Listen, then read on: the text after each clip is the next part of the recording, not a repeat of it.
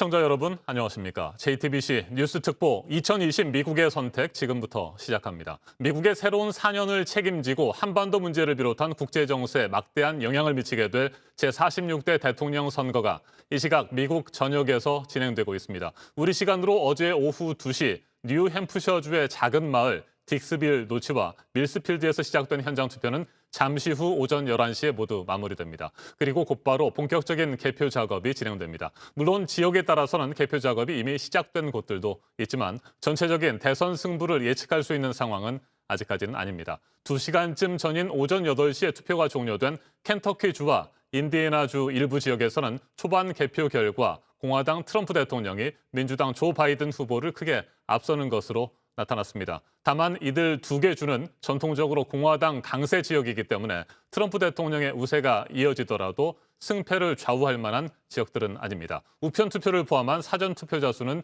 1억 명을 돌파했습니다. 미국 대선 개표 상황 오늘 자세하게 전해드리겠습니다. 오늘 이 자리에 김용현 동국대 북한학과 교수 나오셨습니다. 네, 안녕하십니까? 네, 안녕하십니까? 네. 그리고 제 왼쪽에 신범철 한국국가전략연구원 외교안보센터장도 자리에 함께했습니다. 어서 오십시오. 네, 안녕하세요. 네, 자 이제 개표 작업이 본격적으로 시작이 되는 것 같습니다. 이미 개표함을 연 곳도 있고요.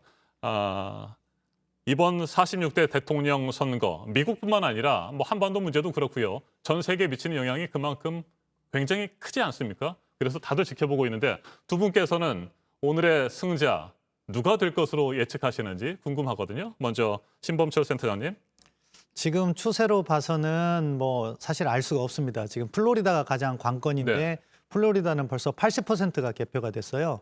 AP통신에 의하면. 근데 그걸 보면 0.2% 차이예요. 아하. 지금 바이든이 한 2만 표 정도 앞서가는 거로 나와 있는데 그 격차가 조금씩 줄어들고 있어가지고 트럼프 대통령의 역전 가능성이 여전히 있고, 그렇다고 보면 일반적인 예측과 달리 바이든이 전반적으로 우세해 있지만 트럼프 대통령이 지금 따라잡고 있다 하는 추세가 있는 것이고, 그렇게 보면은 사실 지금 당장 언급하기에는 너무 이르다는 평가를 할 수밖에 없습니다. 지금까지 나타난 걸 네. 보면은 켄터키와 웨스트 버지니아, 사우스캐롤라이나 세 개 주에서는 트럼프의 승리가 이미 확정된 것 같습니다. 개표율을 보면. 그리고 바이든 같은 경우에는 버지니아하고 버몬트. 그래서 현재까지 그 일렉토럴 보트라고 하잖아요. 네. 선거인단 투표는 트럼프 대통령이 조금 앞서가는 상황인데, 그런데 앞서 말씀드린 것처럼 이미 소위 말하는 레드 스테이트와 블루 스테이트, 민주당 지지층과 공화당 지지층이 확실한 주는 기존의 표대로 지금 가고 있는 양상이고요. 가장 지금까지 아직 펜실베니아가 개표를 안 하고 있기 때문에 발표된 거로는 플로리다가 지금 핵심 관건인데 트럼프 대통령이 0.2% 지고 있다. 그래서 사실 전 개인적으로 여론조사 추이를 보면 바이든 전 부통령이 우위에 있다 이렇게 평가를 해왔는데 네. 지금 상황을 보면 트럼프 대통령이 선전하고 있다 그렇게 평가하고 있습니다. 네, 예측하기 힘들다 이런 말씀이신 것 같습니다. 쇠락한 북동부 공업지대 러스트벨트에서는 역시 펜실베이니아가 가장 핵심 경합 지역이고요. 그리고 남부 따뜻한 선벨트 지역에서는 플로리다가 핵심 경합주가 되는 겁니다. 김용현 교수께서는 오늘 승부 어떻게 예측하고 계세요? 저도 지금 이제 신범철 박사님 생각하고 거의 비슷합니다. 박빙이다라고 봐야 될 것 같고요. 우열을 가름하기가 쉽지 않다. 결국 선벨트 플로리다와 그다음에 북부 지역에서의 지금 핵심적인 그 경합 지역이라고 할 수 있는 그 펜실베니아, 네. 미시간, 위스콘신 여기에서 이제 어떻게 판단을 유권자들이 했느냐에 따라서 결론이 날 수밖에 없다라고 봐야 될 것 같고요.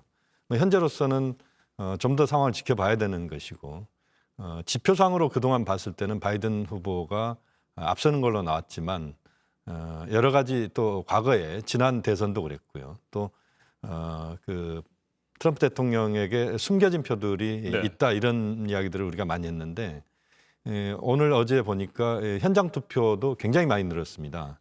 예상했던 것보다 많고, 그렇게 보면 결국 초접전으로 계속 지금 상황이 좀 갈 것 같다. 그래서 지금 당장은 어느 쪽으로 그 대통령이 결정됐다고 이야기하기 어려울 정도로요. 굉장한 접전이다라고 봐야 될 것 같습니다. 네, 그러니까 트럼프 대통령을 조용하게 지지해온 이른바 샤이 트럼프 그렇습니다. 지지자들이 현장에 많이 나와서 투표를 하고 있는 것으로 보인다. 네네. 그래서 개표 결과 예측할 수 없다. 이런 네네. 말씀이신 것 같습니다. 알겠습니다. 두 분의 말씀 계속해서 잠시 후에 듣도록 하고요. 일단 워싱턴을 한번 연결해서 현재 상황 살펴보도록 하겠습니다. 임종주 특파원, 투표가 모두 끝난 지역에서는 개표 결과가 속속 나오고 있죠. 어떻습니까? 네, 이곳 시간으로 저녁 7시와 7시 반, 한국 시간으로는 오전 9시와 9시 반에 각각 6개 주와 3개 주 투표가 종료됐습니다. 격전지 조지아주를 비롯해서 노스캐롤라이나와 버지니아, 인디애나, 켄터키주 등입니다. 이들 지역엔 선거인단 98명이 걸려 있습니다. 인디애나와 켄터키주에서 개표 결과가 나오기 시작했고 예상대로 트럼프 대통령이 앞서고 있습니다. 관심 지역은 조지아주입니다. 공화당 우세 지역이었지만 바이든 후보의 맹추격으로 오차범위 안팎의 접전 양상이 전개돼 왔습니다. 네, 방송사 출구조사 결과가 이미 나온 지역들도 있죠. 네, CNN과 ABC, CBS, NBC 등 미 방송사 컨소시엄이 투표가 끝난 9개 주 출구조사 결과를 발표했는데 인디애나주 한 곳 외에 나머지는 결과 발표를 유보했습니다. 사전 투표 급증 등에 따른 변수를 감안해 신중하게 접근하는 것으로 보입니다. 선거인단 11명이 걸린 인디애나주는 트럼프 대통령이 승리하는 것으로 예측됐습니다. 자, 그렇다면 당선자의 윤곽이 드러나는데도 앞으로 꽤 시간이 걸리겠군요. 네, 지난 선거를 보면 우리 시간으로 이른 오후쯤에는 당락의 윤곽을 파악할 수 있었는데 올해는 상황이 달라졌습니다. 코로나19의 영향과 투표 열기가 맞물리면서 우편 투표와 조기 투표를 합한 사전 투표가 1억 100만 표로 급증했습니다. 4년 전 대선 때 전체 투표자의 70%를 넘는 수치입니다. 지역에 따라서는 개표가 상당 시간 지연될 가능성이 있습니다. 네, 특히 핵심 경합주로 꼽히는 펜실베이니아와 위스콘신주의 개표 작업은 앞으로 며칠이 더 걸릴 수 있다. 이런 전망까지 나오고 있는 것 같아요. 네, 펜실베니아와 위스콘신주는 선거 당일까지 우편 투표를 개봉할 수 없게 되어 있습니다. 따라서 현장 투표가 먼저 집계되는데 트럼프 대통령이 초반 앞서 나갈 가능성이 있습니다. 또 펜실베니아주는 선거 당일 우체국 소인이 찍혀 있으면 이후 사흘째 되는 날 도착분까지 유효표로 인정합니다. 따라서 개표 확정까지 며칠이 걸릴 수도 있습니다. 케이시 부커바 펜실베니아주 국무장관은 개표는 결코 오늘 끝나지 않는다며 인내심을 가져달라고 호소했습니다. 네, 남부 선벨트 가운데 최대 승부처는 역시 플로리다입니다. 이곳에서는 사전투표의 흐름을 다른 곳에 비해서 조금 더 일찍 알 수 있지 않겠습니까? 네, 플로리다주는 선거일 22일 전부터 선거 당국에 도착한 우편 투표지를 개봉해서 서명을 확인하고 개표 준비에 들어갈 수 있게 되어 있습니다. 애리조나주는 이 작업을 선거일 14일 전부터 할 수 있습니다. 따라서 이 둘 주는 우편 투표 결과가 나오기 시작했습니다. 조지아와 텍사스주도 투표 종료 이후 지역별로 우편 투표 결과가 공표되고 있습니다. 특히 플로리다주는 지금 현재 AP통신 개표로는 81%가 개표가 되고 있는데 트럼프 대통령이 49.7%, 바이든 후보가 49.5%, 0.2%포인트 차의 초접전 양상입니다. 따라서 개표 결과를 좀 더 지켜봐야 할 것 같습니다. 지금까지 워싱턴에서 JTBC 임종주입니다. 네, 공화당 도널드 트럼프 대통령과 민주당의 조 바이든 후보는 서로 승리를 자신하고 있다고 합니다. 백악관 앞은 시간이 갈수록 많은 사람들이 몰리고 있고요. 크고 작은 시위도 벌어지고 있습니다. 이번에는 백악관 앞으로 가보겠습니다. 홍희정 특파원, 현재 백악관 앞의 분위기는 어떻습니까? 네, 지금 백악관 앞은 전 세계 각국의 많은 취재진들이 몰린 가운데 긴장된 분위기가 이어지고 있습니다. 지금 제 뒤로 보이는 곳이 바로 이 백악관 정문인데요. 백악관 주변을 따라 높은 철제 울타리가 설치돼 있습니다. 원래도 보안을 위한 콘크리트 바리케이트가 있었는데 이렇게 울타리가 세워져서 2, 3중으로 담장이 만들어진 셈입니다. 이 백악관 주변을 따라 세워진 높이 2.5m의 철제 울타리 곳곳에는 인종차별 철폐, 트럼프 반대 등이 적힌 게시물이 붙어 있습니다. 네, 아직까지는 격렬한 시위가 진행된다거나 위험한 분위기는 아닌 거죠? 네, 그렇습니다. 지금 현재 이 백악관 앞에는 수백여 명의 많은 사람들이 모여서 이 백악관 앞을 꽉 채웠는데요. 이 크고 작은 시위들이 있지만 아직까지는 위험한 상황은 아닙니다. 이 워싱턴 DC에서는 BLM, 셧다운 DC 등의 시민단체가 대선당일 오후부터 반트럼프 집회를 하겠다고 신고했는데 지금 현재 워싱턴 DC가 오후 8시를 막 지나고 있습니다. 지금 크고 작은 시위들이 계속 이어지고 있는 상황이고요. 경찰 당국은 누가 당선돼도 소요 사태가 있을 것으로 예상하고 있다고 하는데 워싱턴 DC와 일부 주는 소요 사태에 대비해 이미 주 방위군이 대기하고 있는 상태입니다. 네. 트럼프 대통령은 현장 투표가 진행되기 전날 밤, 그러니까 현재 시간 2일 밤 늦게까지 유세를 진행했다고 들었습니다. 오늘 일정은 어떻습니까? 네, 트럼프 대통령은 오늘 밤 백악관에서 개표 상황을 지켜볼 예정입니다. 이에 앞서 오늘 오전 버지니아에 있는 선거 캠프를 찾았는데요. 반드시 승리할 수 있다는 자신감을 보였습니다. CNN은 백악관 대선 파티에 250여 명이 참석할 계획이라고 전했습니다. 네. 트럼프 대통령이 조기에 승복이든지 아니면 승복할 수 없다든지 하는 선언을 할 수도 있다, 이런 얘기들이 꾸준히 나오지 않았습니까? 그런데 이는 아니다, 이렇게 또 부정을 했다고요? 네, 그렇습니다. 트럼프 대통령은 대선 당일 밤 연설 계획에 대한 질문에 패배 승복 선언 혹은 승리 수락 선언을 아직 생각하고 있지 않다면서 내겐 이기는 건 쉽고 지는 건 결코 쉽지 않다고 말했습니다. 네. 바이든 후보는 어떻습니까? 어느 정도의 결과가 나오면 입장을 밝히겠죠? 네, 바이든 후보는 뚜렷한 결과가 나오지 않는다면 승리 선언을 하지 않고 다음 날까지 개표 결과를 기다리겠다는 입장을 밝혔습니다. 바이든 후보는 현재 델라웨어에 있는데요.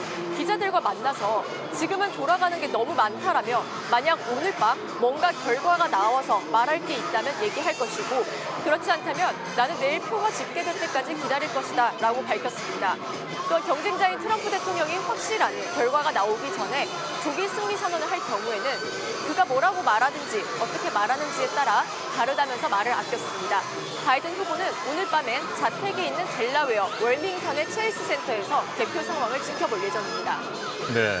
바이든 후보는 개표 상황을 신중하게 살펴보겠다. 그리고 나서 델라웨어에서 대국민 연설을 하겠다, 이런 입장인 것 같습니다. 지금까지 백악관 앞에서 홍희정 특파원이 전해드렸습니다. 네, 워싱턴의 상황을 살펴봤습니다. 아직까지 우려했던 큰 소요 사태라든지 갈등이 빚어지고 있는 것은 아닌 것 같고요. 트럼프 대통령이나 조 바이든 후보 신중하게 개표 상황을 지켜보겠다, 이런 입장인 것 같습니다. 그런데 저희가 좀 주목해서 봐야 될 것은 사전 투표자 수가 1억 명을 넘어섰다는 것 아니겠습니까? 당초 예상보다도 더 많은 숫자가 사전 투표에 참여했는데 이거 어떻게 보세요, 센터장님? 그만큼 이번 선거에 미국 국민들이 많은 관심을 보이고 있다. 4년 전의 선거에 총 투표 수가 1억 3천만 명 정도였습니다. 그런데 벌써 1억 명이 사전 투표를 했다면 오늘 당일 투표율이 몇 명이었는지는 아직 공개가 안 되고 있는데 한 1억 5천만 명 가까이 육박하지 않을까. 그렇다면 60%라는 전례 없는 높은 투표율을 보일 것으로 보이고 그만큼 이번 선거에 대한 많은 관심이 몰렸다, 그렇게 볼 수 있겠죠. 네, 그만큼 사전 투표자 수가 많았다는 것은 민주당에 유리하다는 해석도 좀 있었는데 그건 동의하세요? 예, 여론조사 결과, 그러니까 사전 투표를 한 사람들 성향을 분석해 보니까 민주당 측이 조금 더 많았던 거죠. 그렇기 때문에 사전 투표가 민주당에게 유리하지 않나 하는 여러 가지 보도가 있었어요. 그런데 마찬가지로 사전 투표를 한 사람조차도 사실은 샤이 트럼프가 존재할 가능성은 존재하기 때문에 너무 예단하는 건 이르다고 보고요. 결국 미국 대선이라는 건 이미 여러 차례 보도된 것으로 알고 있지만 이미 정해져 있는 주들이 있습니다. 워낙 성향차가 뚜렷해서 소위 말하는 민주당 지지층인 블루 스테이트, 공화당 지지층인 레드 스테이트가 있는 것이고, 그리고 약간 경합이 되고 있는 주가 가장 중요하다는 6개의 스윙 스테이트와 최근에는 조지아와 텍사스까지 포함되는 경향이 있는데 그 8개 주에서 어떤 결정이 내려지느냐에 따라서 사실상 판가름이 나는데 이미 지금 개표가 이루어지는 과정에서 개표가 가장 빨리 이루어진 주가 플로리다로 나와 있는데 플로리다 같은 경우에는 앞서 제가 바이든 후보가 조금 앞서 있었다고 했는데 뒤집어졌어요. 트럼프 대통령이 지금 한 6만 표 이상 앞서가고 있는데 82% 개표 상황이기 때문에 그대로 굳어진다면은 역시 샤이 트럼프가 존재했고 트럼프 대통령이 생각보다는 선전할 가능성이 있다는 것을 의미하는데 미국 투표라는 게요. 같은 주라고 하더라도 그 카운티별로 우리로 따지면 군이나 뭐 구라고 생각하시면 될 텐데 성향이 극명하게 달라요. 네. 그러니까 그것이 나타나 봐야지 안다. 지금 화면에 나와 있는 것은 모르겠습니다. 저거는 예전 상황을 갖다가 지금 보여준 거라고 보고 미국 방송을 갖다가 보여주는 것 같은데요. 그런데 저것은 CNN 방송으로 네. 제가 보고 있고요. 그런데 AP통신에서 지금 실시간 개표를 올려주는 내용을 보면은 플로리다에서 82% 개표 상황에서 트럼프 후보가 역전을 해서 6만 표가량 앞서가고 있으니까 그대로 굳어진다면은 이것은 이번 선거에서 트럼프 대통령이 선전할 가능성이 높다 하는 것을 말하는 거고요. 전반적인 선거 구도를 보면요. 여전히 바이든 후보가 유리한 것이요. 제가 아까 중요하다는 8개 또는 6개의 주를 말씀드렸잖아요. 그중에서 텍사스를 제외하고는요. 사실은 트럼프 대통령이 지난 선거에 텍사스도 포함되지만 주로 트럼프 대통령이 이겼던 지역이에요. 네. 그렇기 때문에 말씀하신 선벨트에서 그러니까 선벨트라고 불리는 아리조나, 노스캐롤라이나, 플로리다를 트럼프 대통령이 다 이겨야 되는 거고 그건 거의 기본에 가깝고요. 러스트벨트라고 하고 있는 위스콘신, 미시간, 펜실바니아에서 최소한 펜실베니아까지 이겨야지 트럼프 대통령이 당선이 되는 그렇죠. 그런 상황인 거거든요. 그런데 지금 나타나는 거 보면은 텍사스는 아직 개표율이 16%밖에 되지 않고 있는데 텍사스에서는 의외로 민주당이 선전하고 있어요. 바이든 후보가 이기고 있는 거로 나오고 있어요. 그런데 텍사스는 전통적으로 공화당 공화당이죠. 지역이잖아요. 76년에 네. 카터 대통령이 이긴 적이 있는데 그 이후에는 항상 공화당만을 투표해왔던 전통적인 레드 스테이트인데 네. 텍사스가 인구가 늘어나면서 외지 인구가 들어왔고 민주당이 점점 더 확산세를 보이고 있어요. 그래서 이번에는 여론조사를 하는데 과거 같으면 10% 이상으로 벌어졌기 때문에 당연히 레드 스테이트, 공화당 우세 지역으로 보는데 그 범위 안으로 들어왔기 때문에 혹시라도 이변이 있을 수 있는 주다 이렇게 평가를 받고 있고요. 그런데 지금 16% 개표 상황에서는 바이든이 이기고 있지만 텍사스는 그래도 공화당이 가져가지 않을까 싶습니다. 그런데 지금 플로리다가 관건인데 트럼프 대통령이 현재 역전한 상황이다 이렇게 봅니다. 네. 자, 앞서 김용현 교수께서도 샤이 트럼프의 존재에 대해서 말씀을 해주셨고 실제로 샤이 트럼프의 상당수의 유권자들이 네네. 현장 투표를 한 것으로 보입니다. 네, 그렇습니다. 이번 미국 대선에서 뭐 역대도 마찬가지지만 제일 중요한 건 전체 득표수보다는 몇 명의 선거인단을 확보했느냐 이게 제일 중요하잖아요. 그렇습니다. 전체적으로 하면 선거인단 수가 538명이죠. 그렇습니다. 그리고 승리를 하기 위해서는 최소 과반인 270명을 확보해야 되는 겁니다. 맞습니다. 지금 말씀하신 것처럼 미국 선거의 독특한 특징입니다. 그래서 이제 역사적인 미국의 그 경험 속에서 나온 것들이다라고 봐야 되는데요. 우리는 보통 보면 이제 득표율을 전체 득표를 갖고 그 당락을 결정하지 않습니까? 그러니까 미국은 선거인단이 쉽게 말하면 각 주별로 이 선거인단이 있습니다. 이들을 몇 명 확보했느냐에 따라서 그리고 독식을 하는 겁니다. 네. 각 주마다 만약에 트럼프 대통령이 한 표라도 더 이기면 예를 들어서 플로리다에서 한 표라도 더 이긴다 그러면 29표를 가져가는 겁니다. 그렇죠. 29개의 대변인을 가져가는 것이죠. 펜실베니아의 경우에는 20명 전체를 가져가는 20명을 거고요. 가져가는 것입니다. 가장 큰 데가 지금 캘리포니아인데요. 인구가 4천만 명입니다. 여기는 55개의 표가 있습니다. 네.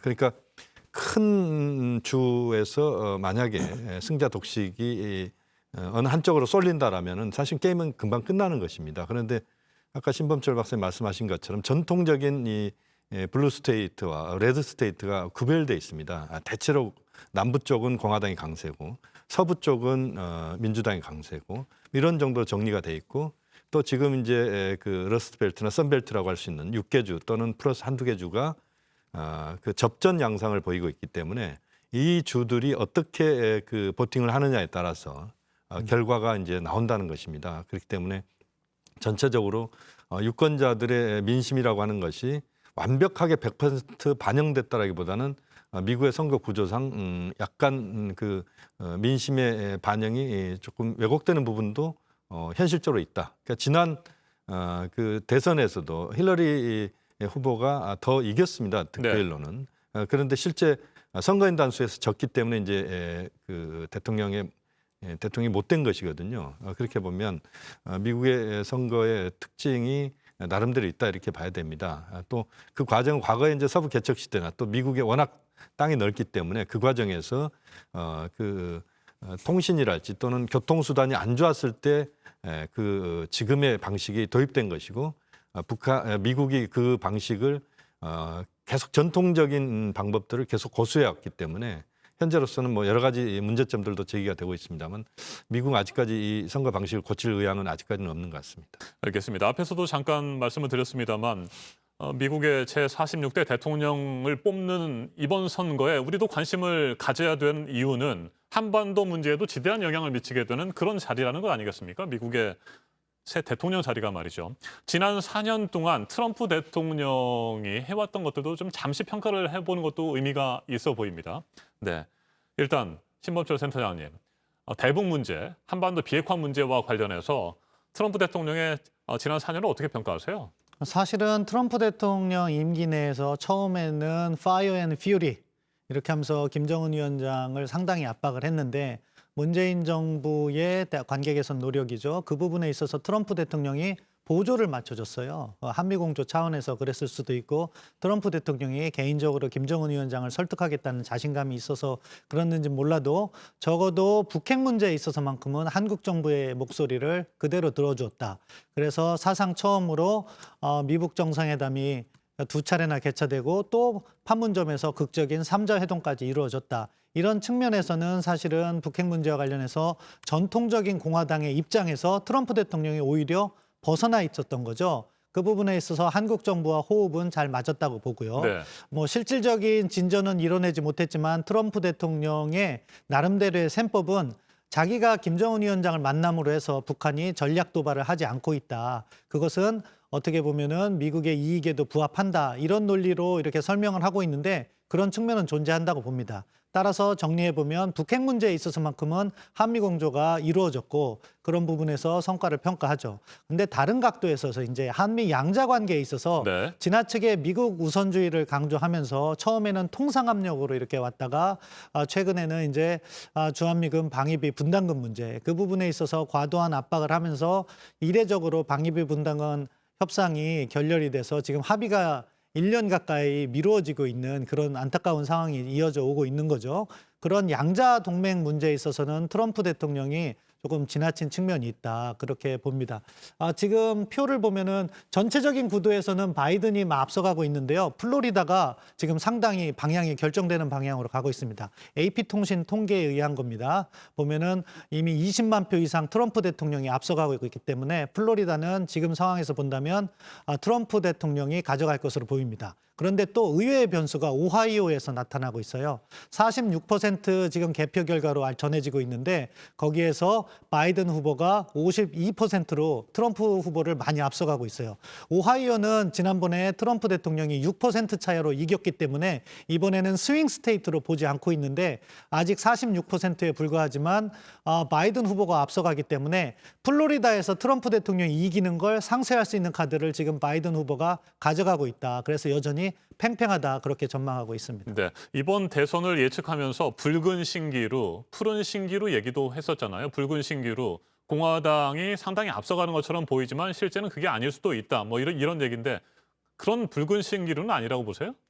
신기루 정도는 아니고요. 네. 지금 보면은 트럼프 대통령의 개성 때문에 그렇다고 생각합니다. 사실 겉으로는 막말을 이렇게 일삼고 진짜 미국 대통령답지 않은 표현을 많이 했잖아요. 동맹국에 대한 압박도 지나쳤고 미국 국내 정치 측면에서도 상당히 양극화적인 발언을 했기 때문에 트럼프 대통령을 공개적으로 지지하는 사람들은 그렇게 생각보다 많지 않아요.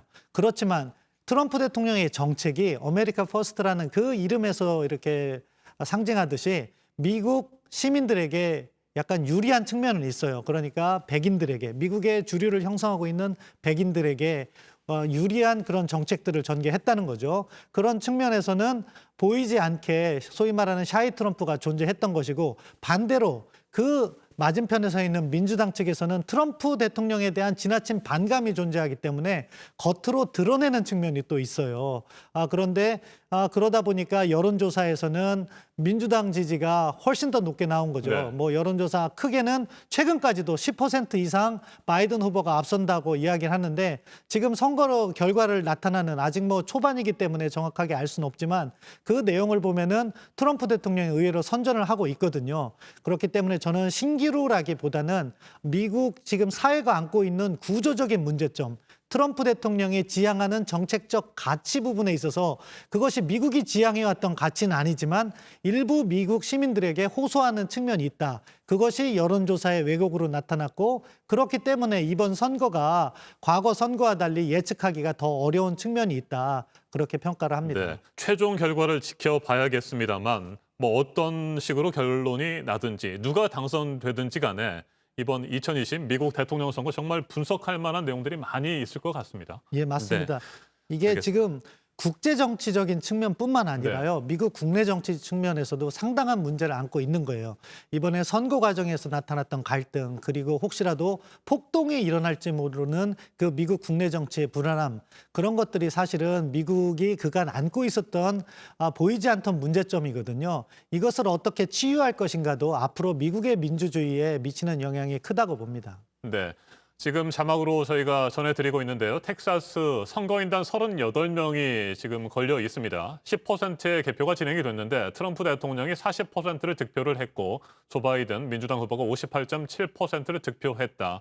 이런 현재 상황을 저희가 파악할 수가 있습니다. 그런데 앞서 전해드린 것처럼 텍사스는 전통적으로 공화당 우세 지역이기 때문에 상황은 계속해서 지켜봐야 될 것 같고요. 김용현 교수님, 네네. 앞서 제 신 센터장님께도 질문을 드렸습니다만 지난 4년 동안에 네네. 대북 정책을 포함한 미국의 한반도 정책에 대해서 평가를 좀 해볼 필요가 있어 보입니다. 네, 그렇습니다. 그건 좀 굉장히 중요한 네. 부분입니다. 트럼프 대통령은 역대 미국 대통령들과는 매우 다른 결을 갖고 있었습니다. 미국 대통령들이 보면 북한 문제에 대해서는 대체로 보수적인 입장을 취해온 게 사실입니다. 그래서 민주당, 공화당 다 마찬가지였다고 봐야 되는데요. 그 전에 좀 특별한 인물은 이제 빌 클린턴 대통령 정도가 조금 북한 문제에 대해서 전향적이었다고 봐야 됩니다. 그렇게 보면 트럼프 대통령은 매우 이례적인, 매우 특별한 대통령으로서 4년간 대북 정책을 펼쳤다 이렇게 봐야 되겠습니다. 신범철 박사님도 이야기를 했습니다만 결국 트럼프 대통령은 북한 문제를 접근하는 데 있어서 본인이 한반도 비핵화 문제를 풀어내겠다는 그런 의지를 명확하게 갖고 있었고요. 그 과정에서 탑다운 방식을 선택을 했습니다. 그래서 이제 문재인 대통령도 같은 생각이었고요. 네. 그래서 보통 보면 미국의 대북 정책, 비핵화 정책이 아래로부터 올라가는 그러니까 실무적인 그런 결정들을 해나가면서 최종적인 것은 최고 지도자가 판단하는 그런 바텀업 방식이었다 이렇게 봐야 되는데 육자회담이 대표적인 형식이었습니다. 그런데 트럼프 대통령은 정반대의 선택을 했습니다. 탑다운 방식 결국 최고 지도자가 통큰 결단을 해서 그 결단 속에서 실무적인 것들을 만들어가는 그런 위로부터 아래로 내려오는 방식을 선택을 했고 그것이 또 김정은 위원장에게도 또 상당히 그 호응을 할 수 있는 그런 요소였던 것 같습니다.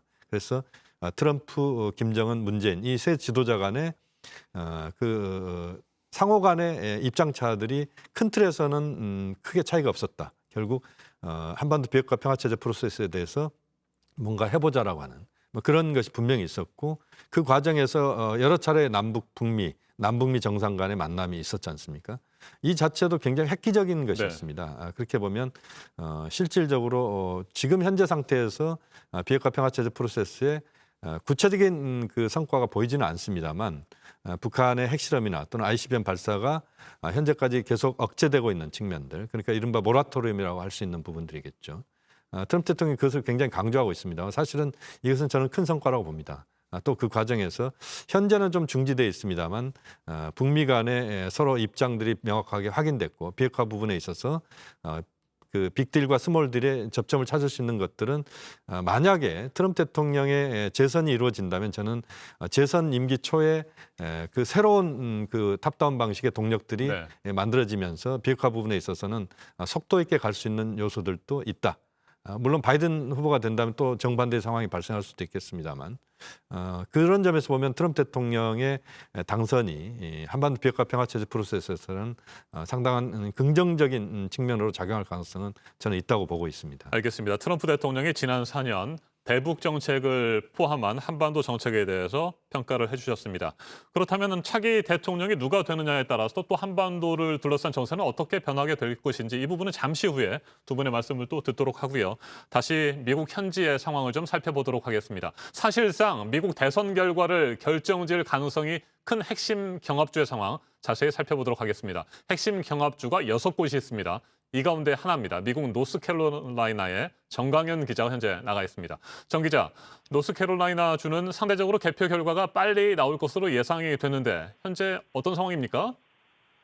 네, 노스캐롤라이나 주는 이미 사전투표에 대해서는 사실상 개표를 마친 상황입니다. 당초 계획대로라면 현지 시간으로 오후 7시 30분에 현장 투표가 마감이 되고 곧바로 사전투표 결과가 공개됐어야 합니다. 하지만 투표소 10곳에서 투표 시간이 지연되는 돌발 상황이 생겼습니다. 네. 노스캐롤라이나 선거위원회가 이런 돌발 상황을 감안해서 최종 투표 마감 시간을 오후 8시 15분으로 45분 더 연장을 했고요. 8시 15분 이후에 지금 순차적으로 결과가 공개되고 있습니다. 지금 제가 이 MBC 집계 현황을 보고 있는데 60% 정도 사전투표 결과가 나왔고요. 현재 조 바이든 후보가 54%, 트럼프 대통령이 44.9%를 얻은 것으로 나타나고 있습니다. 이 결과는 사전 현장 투표 그리고 우편 투표가 포함된 결과고요. 오늘 실시된 현장 투표 결과는 지금부터 순차적으로 더 합산돼서 나올 예정입니다. 네. 그렇다면 노스캐롤라이나 주에서는 누가 승리를 했는지 정확히 언제쯤 알 수 있을까요? 현장 투표 결과가 오늘 자정까지 집계가 완료가 될 것으로 예상이 됩니다. 아직 정확하게 단정할 수는 없지만 자정 이후에는 승자가 누굴지 가늠해 볼 수 있을 것 같습니다. 노스캐롤라이나 선거위원회는 전체 투표의 약 97%가 오늘 자정 이전에 개표가 완료될 수 있다고 밝혔습니다. 그러니까 이 상당수 개표가 마무리가 되는 셈인데요. 트럼프 대통령이나 바이든 후보 어느 쪽이든 유의미한 격차로 앞선다면 사실상 최종 승자가 결정될 수도 있습니다. 지금 나오는 결과로는 바이든 후보가 상당한 격차로 지금 앞서고 있는데요. 이 구도가 굳어진다면 사실상 오늘 노스캐롤라이나 승자를 결정할 수도 있습니다. 다만 이 지금 상황은 사전 현장 투표와 우편 투표만 나오는 상황이기 때문에 공화당 성향이 강한 현장 투표 결과가 합쳐진다면 또 선거 결과는 또 얼마든지 바뀔 수가 있습니다. 네, 남부 선벨트에 크게 경합 지역이 3곳이 있습니다. 노스캐롤라이나를 포함해서 플로리다, 애리조나가 있는데 플로리다 못지않게 노스캐롤라이나 15명이 걸려있는 이 지역도 굉장히 지금 중요한 지역이 되는 것 같습니다. 그만큼 경합주로서 갖는 의미가 큰 것 같군요. 그렇습니다. 선거인단은 15명밖에 안 되지만 노스캐롤라이나는 이 공화당 성향이 강한 이 시골 지역 그리고 민주당 텃밭이라고 할 수 있는 대도시 그리고 그 중간 지대인 교외 지역이 아주 적절히 섞여 있는 곳입니다. 말하자면 미국 정치 지형의 바로미터다 이렇게 말씀을 드릴 수 있겠는데요. 그래서 미국 전체 선거 결과를 가늠해 볼 수 있는 곳이기도 합니다. 특히 북부 경합주 이른바 러스트벨트에서 바이든 후보에게 다소 밀리고 있는 트럼프 대통령 입장에서는 노스캐롤라이나에서 승리를 해야 재선에 성공할 수 있는 최소한의 발판을 마련할 수 있습니다. 또 노스캐롤라이나는 1976년과 2008년을 제외하면 민주당 후보를 대통령으로 선택한 적이 없는 곳이기 때문에 바이든 후보가 지금 흐름을 유지해서 승리를 하게 된다면 선거인단 과반 확보에 총신호가 켜진다고 할 수 있겠습니다. 네, 한 가지만 더 질문을 드리겠습니다. 현지 분위기는 어떻습니까? 네, 제가 오늘 투표소 몇 군데를 다녀왔습니다. 제가 있는 이 노스캐롤라이나 캐리는 주도인 랄리 외곽에 있는 교외 지역인데요. 투표 현장의 열기는 어느 쪽이 우위에 있다 이렇게 말하기 힘들 정도로 양쪽 지지자들이 아주 팽팽했습니다. 다만 인상적이었던 건 흑인을 비롯한 유색 인종들의 참여가 많은 편이었다는 겁니다. 지난 대선에서는 트럼프 대통령이 노스캐롤라이나에서 3.2%포인트 차이로 승리를 했는데 이 당시 흑인 투표율이 떨어진 게 주요 원인이었다 이런 분석이 많았습니다. 하지만 이번 대선에서는 이미 사전투표로만 약 90만 명의 흑인들이 선거에 참여했습니다. 2016년 대선에 비하면 약 20만 명 정도 더 많은 수치인데요. 흑인 투표율이 유의미한 수준으로 올라간다면 바이든 후보에게 유리한 결과가 나올 가능성이 큽니다. 다만 이번 선거는 전체적으로 투표율이 많이 올라갔기 때문에 공화당 성향이 뚜렷한 시골 지역 백인 노동자들이 대거 투표에 참여했을 가능성도 배제할 수 없습니다. 그럴 경우에는 트럼프 대통령에게 분명히 유리한 상황이 될 수 있습니다. 미국 노스캐롤라이나 케일에서 JTBC 정강현입니다. 네, 이번에는 미국의 서부 상황도 살펴보도록 하겠습니다. 서부에는 이번 선거의 6개 주요 경합주 중 하나인 남서부 애리조나주가 포함되어 있습니다. 미국의 50개 주 가운데 가장 많은 55명의 선거인단을 뽑는 캘리포니아주도 있습니다. 미국 서부 캘리포니아주와 네바다주를 돌아보고 온 백종훈 기자 전화로 연결돼 있습니다. 백 기자, 6개 스윙 스테이트, 즉 경합주 중 한 곳인 애리조나주는 현재 어떤 후보가 유리한 상황으로 가고 있습니까? 예, 애리조나주는 미국 전체 538명의 선거인단 중에서 11명을 뽑는 주입니다. 미국 서부 시간으로 3일 저녁 7시까지 투표가 가능합니다. 한국 시간으로는 오늘 4일이죠. 정오까지 투표가 계속되는 겁니다. 미국 MBC의 최근 여론조사에서는 애리조나는 바이든 후보와 트럼프 대통령이 각각 48%의 지지율로 막상 막하의 지지를 받는 것으로 전해졌습니다. 4년 전 대선에선 트럼프 대통령이 승리한 바 있습니다. 네, 미국의 최대 대선 선거인단이 걸려 있습니다. 캘리포니아주입니다. 캘리포니아주의 샌프란시스코를 백 기자가 어제 오늘 다녀왔다고요. 현지 분위기는 어땠어요? 네, 캘리포니아 샌프란시스코는 선거 직전까지 집집마다 지지 후보의 선전 문구를 내걸기도 하고요. 자동차에도 지지 후보를 붙일 정도로 선거 열기가 뜨거웠습니다. 오늘 샌프란시스코 등 캘리포니아 선거도 비교적 순조롭게 진행이 되고 있다고 하는데요. 그렇지만 샌프란시스코 시내 일부 상점들은 투표 결과에 따라 폭동이 있을 가능성에 대비해 나무 판자로 만든 보호막을 창문에 덧댄 모습도 제가 직접 확인할 수가 있었습니다. 제가 현재 돌아와 있는 서부 네바다주의 경우에는 바이든 후보가 소폭 앞서는 것으로 알려져 있지만 트럼프 대통령이 여러 번 직접 유세를 오기도 해서 맹추격 중인 것으로 전해졌습니다. 네, 우편 투표를 비롯해서 사전 투표가 정말 많았습니다. 전체적으로 1억 명 이상이 사전 투표에 참여를 했고요. 그렇기 때문에 대선 결과가 나오기까지 꽤 시간이 많이 걸릴 것으로 예상이 되는데 캘리포니아 쪽에서는 언제쯤 승부가 결정된다고 볼 수 있습니까? 예, 각 주별로 우편 투표와 조기 투표를 합한 사전 투표의 개표 시기가 많이 다릅니다. 일단 애리조나주의 경우에는요, 동부의 사우스캐롤라이나 등에 비해서 조금 빨리 결과가 나올 수 있습니다. 미리 준비를 했다는 건데요. 현지 시간 내일쯤, 그러니까 한국 시간으로 이르면 오늘 오후 늦게 밤 정도에 결과가 전해지는 게 가능할 수도 있습니다. 하지만 일부 다른 주들은 사전 투표 개표를 현장 투표 이후에 시작하기도 해서 꽤 시간이 걸릴 수 있습니다. 게다가 트럼프 대통령 측이 현장 투표 종료 이후에 도착하는 우편 투표에 대해서는 문제 제기를 계속하고 있어서 법원으로 공이 넘어갈 수 있습니다. 지금까지 미국 서부 네바다 리노에서 JTBC 백종원입니다. 네, 미국의 주요 경합 지역의 현재 상황을 좀 살펴봤습니다. 앞에서도 말씀을 드렸습니다. 1억 명 이상이 사전투표에 참여를 했고요. 한 6천만 명 정도는 또 우편투표에 참여를 했잖아요. 이 우편투표는 바로 코로나19 상황 때문이기도 한데 이 우편투표가 대선 결과에 있어서 상당히 또 중요한 변수가 될 것으로 보입니다. 일단 김용현 교수님, 네. 이 우편투표를 문제 삼아서 뭐 대선 결과에 불복할 가능성도 그동안 트럼프 네. 대통령 꾸준히 네. 제기되지 않았습니까? 실제로 그렇게 될 가능성도 있을까요?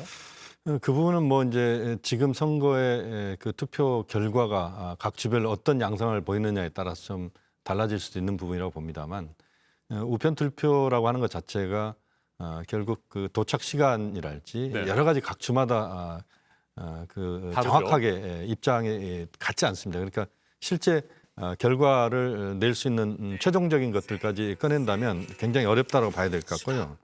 그렇게 보면 상당한 지금의 어떤 흐름들은 여러 가지 측면에서 봤을 때 문제가 있다라고 봐야 될 것 같습니다.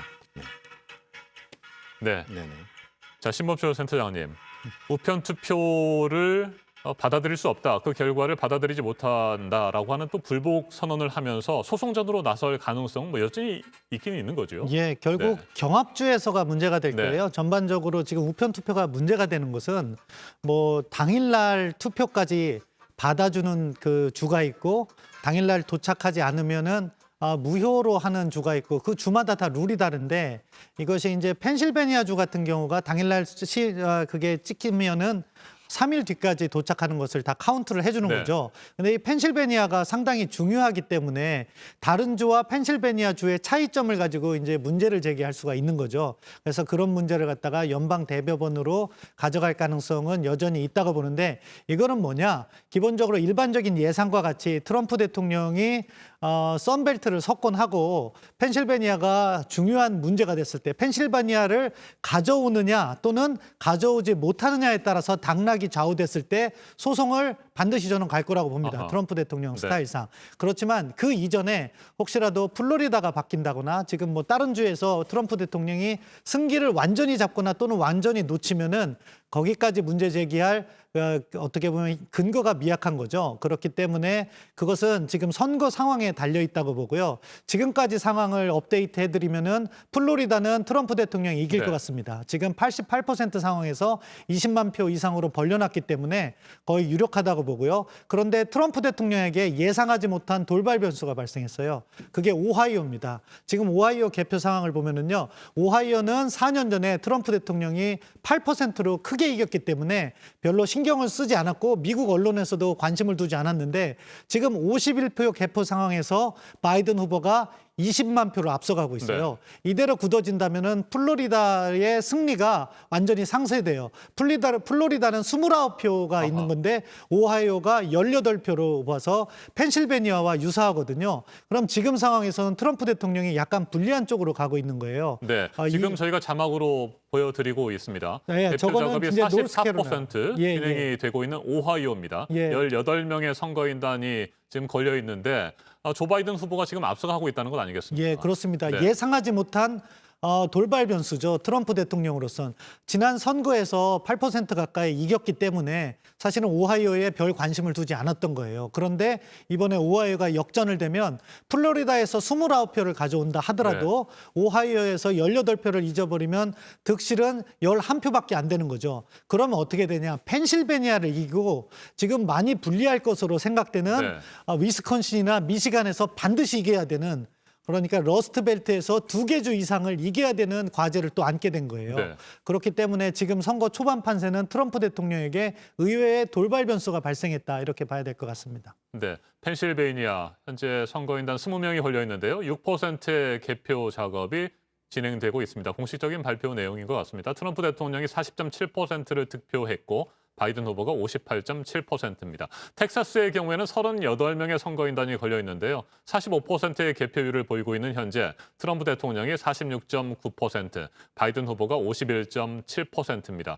텍사스 전통적으로 공화당의 우세 지역인데 트럼프 대통령이 현재로서는 조금 뒤지고 있는 상황입니다만 이것도 계속 지켜봐야 되는 상황입니다. 만약에 텍사스가 저 상태로 종료되면은요. 이번 선거는 사실상 끝난다고 볼 수 있어요. 아하. 왜냐하면 텍사스에요. 38명의 선거인단이 네. 달려 있거든요. 그거는 공화당 지지층에서 가장 많은 선거인단이에요. 그렇기 때문에 만약에 트럼프 대통령이 텍사스를 잃게 되면은요. 그 경우에는 어떻게 보면은 썬벨트와 러스트벨트를 다 이겨도 트럼프 대통령이 질 가능성이 높다고 볼 수 있기 때문에 텍사스가 저대로 종료되면은 사실상 이번 선거는 끝난다. 그렇기 때문에 아마 트럼프 대통령은 우려의 시각을 볼 텐데 다시 한번 말씀드리지만 지금 개표된 게 한 50% 정도고 미국 대통령 선거의 특징은요. 같은 주라고 하더라도요. 카운티별로 성향이 극명하게 다르게 나타나요. 그러니까 휴스턴이 만약에 민주당을 지지한다고 하면은 댈러스가 공화당을 지지하면 그쪽 지역이 몰표가 나오기 때문에 조금 더 지켜봐야 되는 과제는 있습니다. 네, 어떤 지역의 투표함을 현재 개표하느냐에 따라서 후보 간의 득표 수가 큰 차이를 보일 수 있기 때문에 계속해서 지켜봐야 되는 상황인 것 같습니다. 예, 그렇습니다. 네, 두 후보들 손에 땀을 쥐게 하는 그런 개표 상황이 진행되고 있는 것 같습니다. 김용현 교수님, 네네. 앞에서 저희가 잠깐 얘기를 했던 부분들을 좀 이어가도록 하겠습니다. 네네. 저희가 한반도 문제에 대해서 지난 4년을 되짚어 봤습니다만 예. 앞으로의 상황을 또 전망을 해봐야 되지 않겠습니까? 그렇습니다. 일단 트럼프 대통령과 조 바이든 후보, 네. 대북 정책도 그렇고요. 한반도 문제에 대해서 의견이 좀 엇갈리는 부분들이 많지 않습니까? 그렇습니다. 지금 이제 크게 보면요. 트럼프 대통령은 일기 대한반도 정책의 연장선상에서 네. 정책을 펼칠 것이다. 그러니까 한반도 비핵화 평화체제 프로세스를 계속 이어가면서 탑다운 방식으로 한반도 문제에 접근할 것이다. 비핵화 문제에 접근할 것이다. 이렇게 봐야 될 것 같고요. 바이든 후보가 만약에 대통령이 된다면 이제 두 가지 경로가 있을 수 있습니다. 하나는 오바마 대통령이 계속 그 한반도 정책을 펼쳤던 이른바 전략적 인내 정책입니다. 그것은 한반도 문제에 좀 표현을 좀 부정적으로 하자면 좀 어떻게 보면 그것은 그 방치 정책이라고도 볼 수 있습니다. 그러니까 한국 정부와 일본의 그 북한 문제를 맡기는 정도로 접근을 했던 게 사실이고요. 그렇지만 이제 과거에 보면 민주당 정부 중에서 그 빌 클린턴 대통령의 3기 때 그러니까 집권 재임이 된 직후에 보면요. 그때 그 빌 클린턴 대통령이 굉장히 적극적으로 북한 문제를 풀려고 했던 적이 있었습니다. 당시에 기억나시겠습니다만 올브라이트 국무장관이 평양을 방문했고요. 네.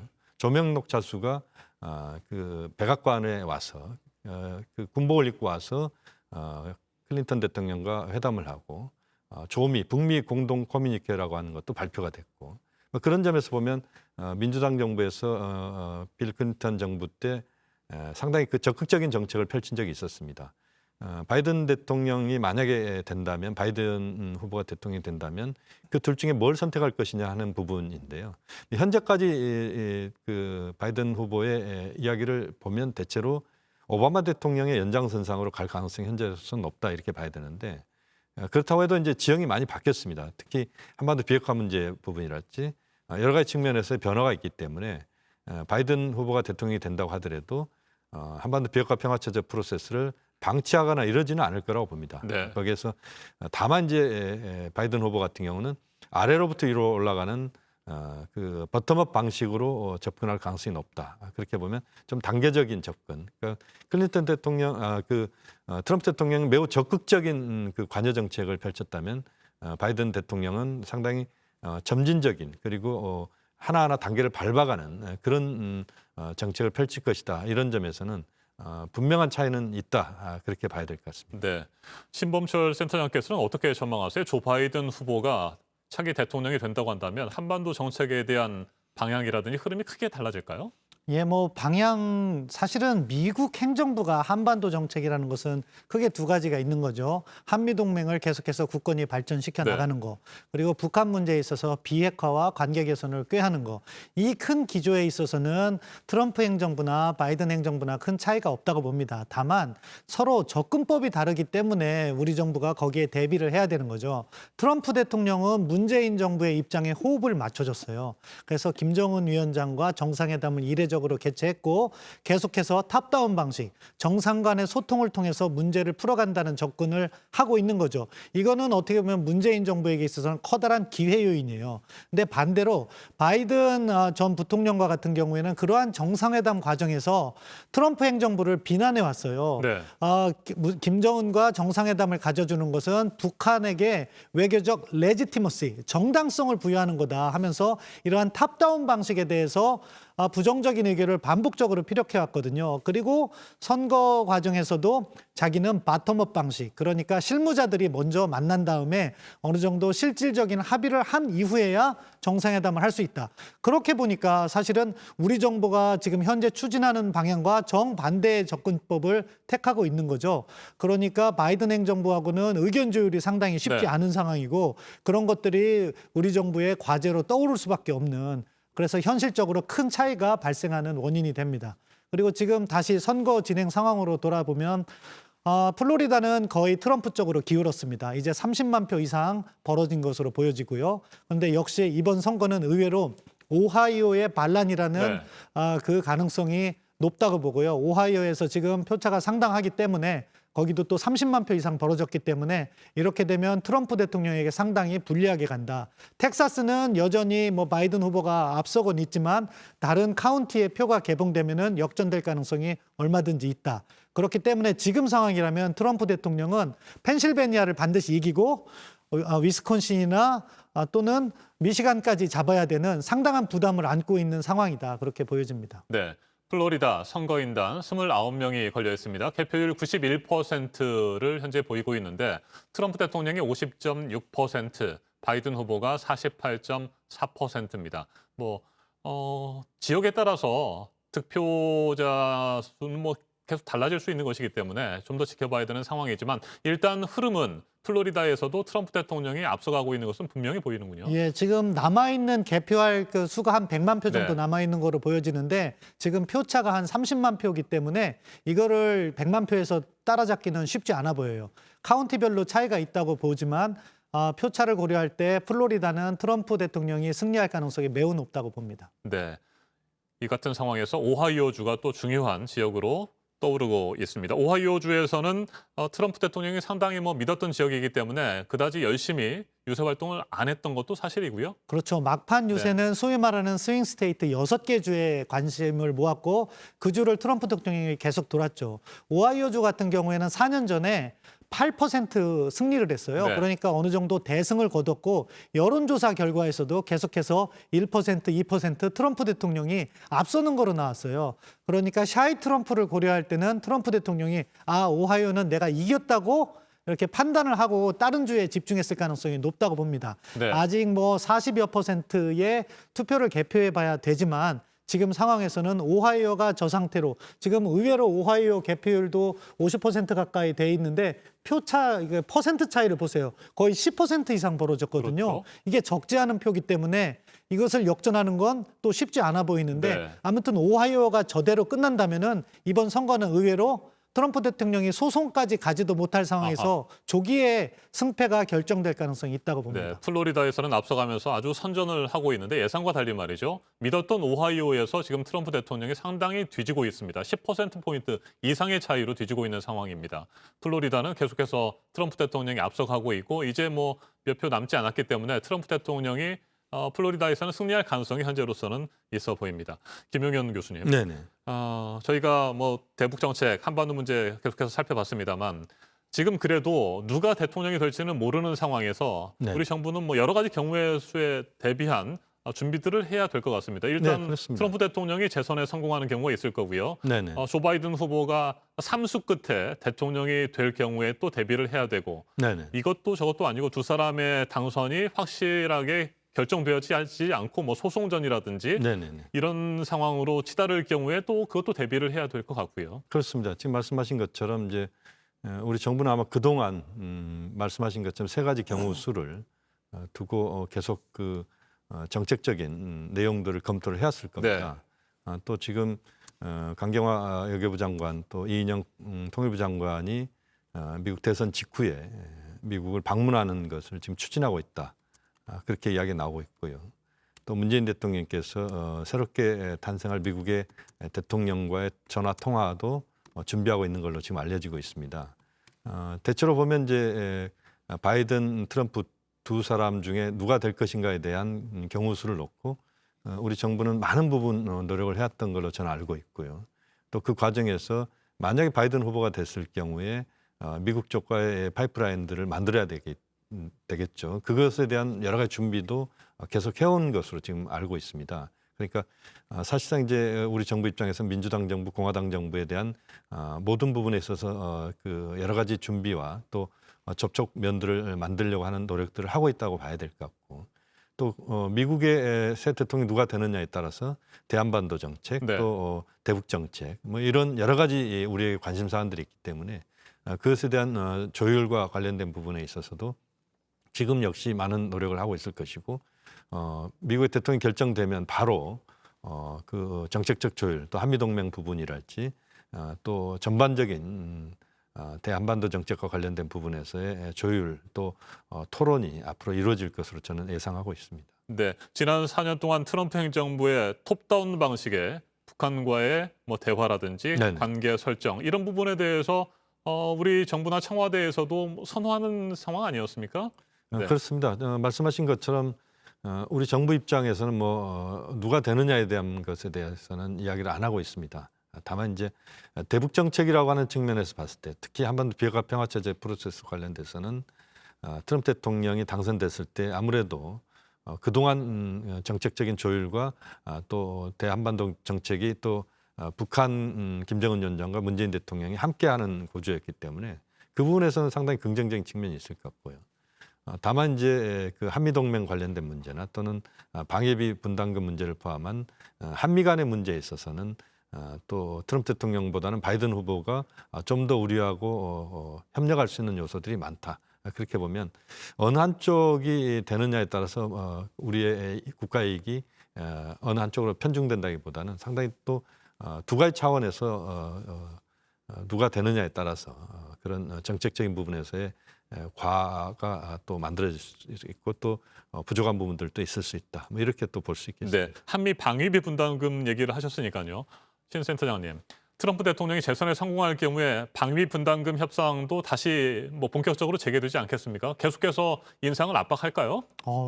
더 강도는 세질 네. 거라고 봅니다. 사실은 트럼프 대통령이 방위비 분담금과 관련해서 모든 동맹국들을 압박했는데 어떻게 보면 우리가 운이 없었던 거예요. 그 단연 협상의 초반에 한국이 노임으로 해서 한국에 대해서 대대적인 압박이 있어 왔던 거고 처음에는 5배라는 말도 안 되는 주장을 하다가 최근 들어서는 어느 정도 현실적인 범위 내에서 그러니까 50% 이내에서 협상이 오가는 것으로 전해져 들었거든요.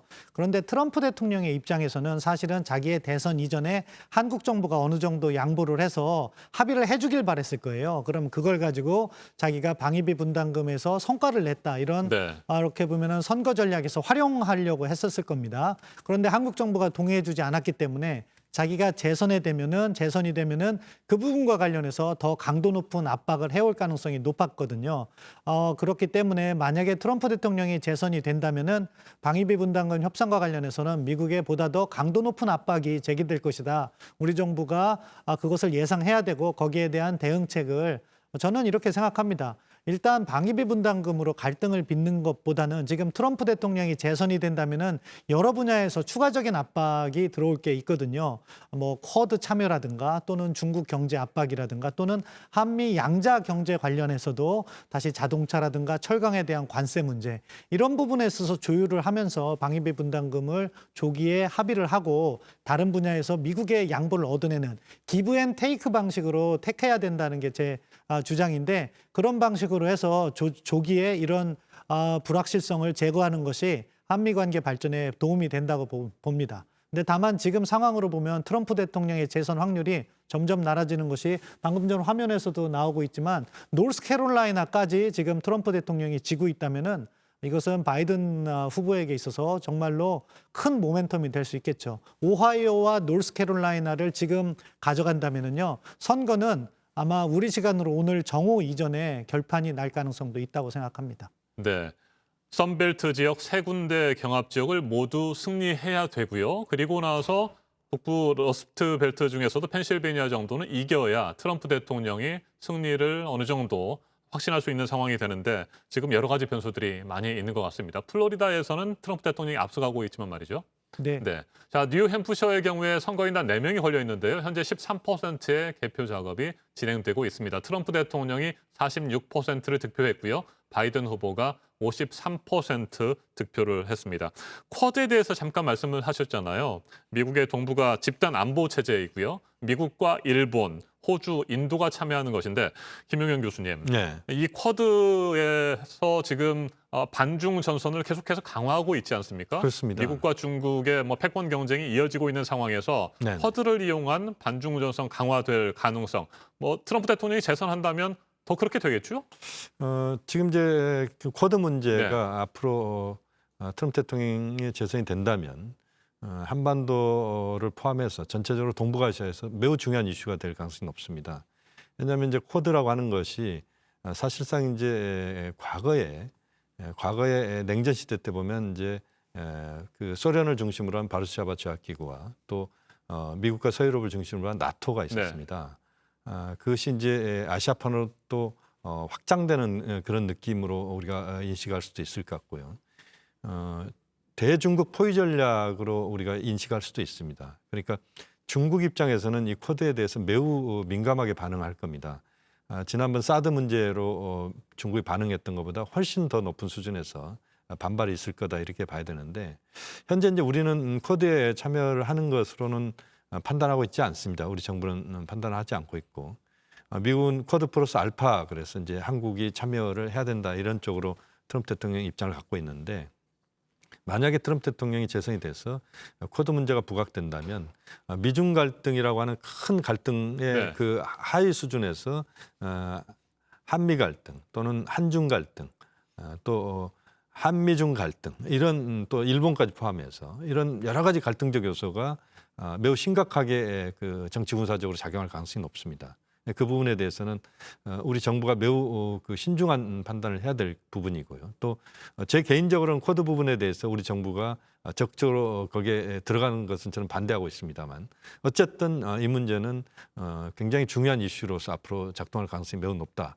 그런 점은 우리가 또 여러 가지 차원에서 고민과 또 판단을 해야 될 부분이라고 봅니다. 네, 트럼프 대통령이 아니라 조 바이든 후보가 대통령이 되더라도 네네. 중국과 미국의 패권 경쟁은 뭐 G2 경쟁은 앞으로도 뭐 계속되고 더 강화될 가능성이 있기 때문에 네네. 미국과 중국 사이에 낀 우리 정부의 입장은 정말 난감한 게 사실이고 앞으로도 그와 같은 상황이 계속해서 이어질 텐데 어떻게 대응을 해야 된다고 보세요, 신선생님? 저는 그 부분과 관련해서 약간 김용현 교수님하고는 의견차가 있습니다. 뭐냐면은 미국이든 중국이든 어떠한 자신들이 주도하고 싶은 국제 조직을 만든다면 저는 다 참여해야 된다고 생각해요. 그리고 그 참여함 속에서 우리의 역할을 찾아가야 되는 거죠. 이 쿼드 문제는 지금 당장 전 참여할 필요는 없다고 생각해요. 왜냐하면 트럼프 대통령 임기가 만약에 재선에 실패하고 내년 1월로 종료된다고 하면은 쿼드는 사라질 가능성이 있거든요. 그럼에도 불구하고 그 트럼프 대통령의 재선이 열려 있을 때는요, 쿼드에 대해서 어떻게 이야기를 했어야 되냐면은 동맹국이 추진하는 정책에 우리가 긍정적으로 검토하고 있다. 이렇게 얘기를 했어야 돼요. 그래서 트럼프 행정부가 다시 출범하면 쿼드에 어쩔 수 없이 참여하더라도 우리가 그 안에서 중국을 배려해서 속도 조절을 한다든가 이런 접근을 해야지 중국으로부터 지속적인 관심을 받을 수 있고 동맹국으로서도 신뢰를 받을 수가 있는데 지금은 어떻게 접근을 했냐면은 쿼드 자체에 대해서 부정적인 의견을 피력을 했어요. 그렇기 때문에 이것은 뭐냐, 미국으로부터 불신을 받게 되고 트럼프 행정부가 만약에 재선에 성공해서 쿼드를 본격적으로 추진할 때는 한국을 아마 힘으로 끌어들이려고 할 거예요. 동시에 중국의 입장에서는 한국이 쿼드에 대해서 부정적으로 이야기했기 때문에 사실 그거로서 쿼드 문제는 일단락했다고 하고 한국이 쿼드에 나중에 가입하게 될 때 압박 요인으로 작용한다고 볼 네. 수밖에 없거든요. 따라서 외교 행보를 함에 있어서 상황을 조금 더 면밀하게 검토를 했어야 된다.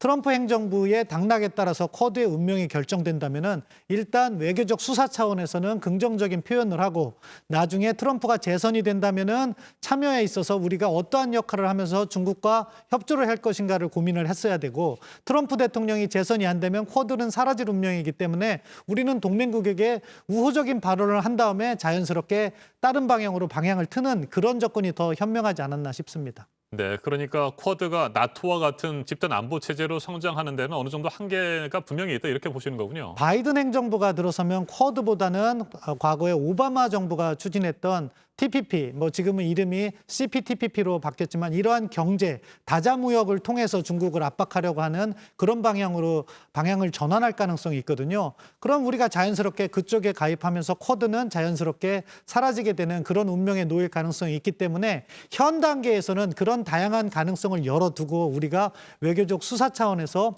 동맹국인 미국을 배려했어야 된다고 생각합니다. 알겠습니다. 선거인단 38명이 걸려있는 텍사스의 개표 상황을 좀 전해드리겠습니다. 현재 저희가 자막으로 보여드리고 있는데요. 63%의 개표가 진행이 됐는데 트럼프 대통령이 48.0%의 득표를 했고요. 바이든 후보가 50.6%를 보이고 있습니다. 텍사스 지역 바이든 후보가 현재 앞서가고 있는 상황입니다. 네, 정말 뭐 알 수가 없는 것 같습니다. 계속해서 지켜봐야 될 것 같은데 지금 개표 상황을 보면 그래도 예상했던 것보다 조금 빠르게 진행되는 것 같아요.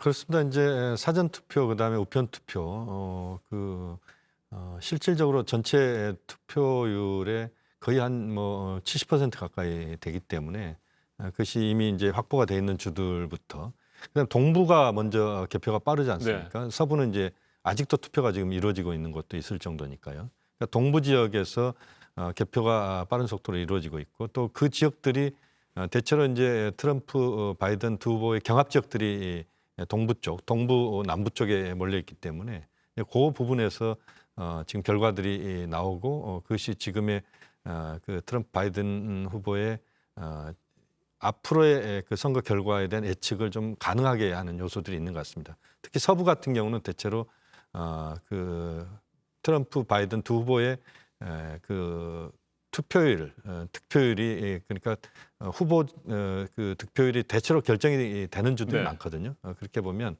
전체적으로 동부 지역에서의 그 지금 그 여러 가지 그 결과들에 대한 지금 검표 작업이 빠른 속도로 이루어지고 있다.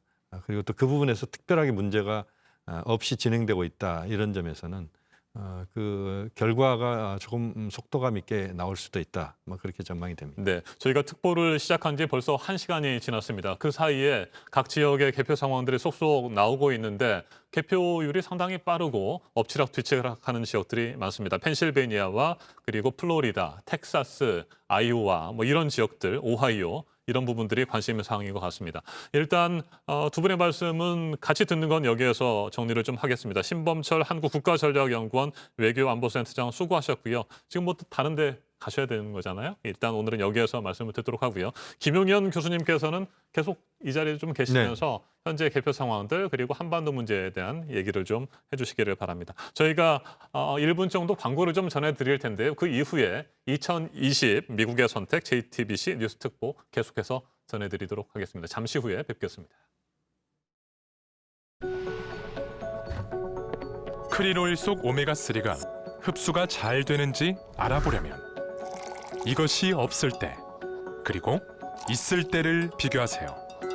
바로 인지젤. 보이시죠? 오메가3 흡수를 돕고 우리 몸속 세포막을 구성하는 크릴 오일 속 인지질의 힘.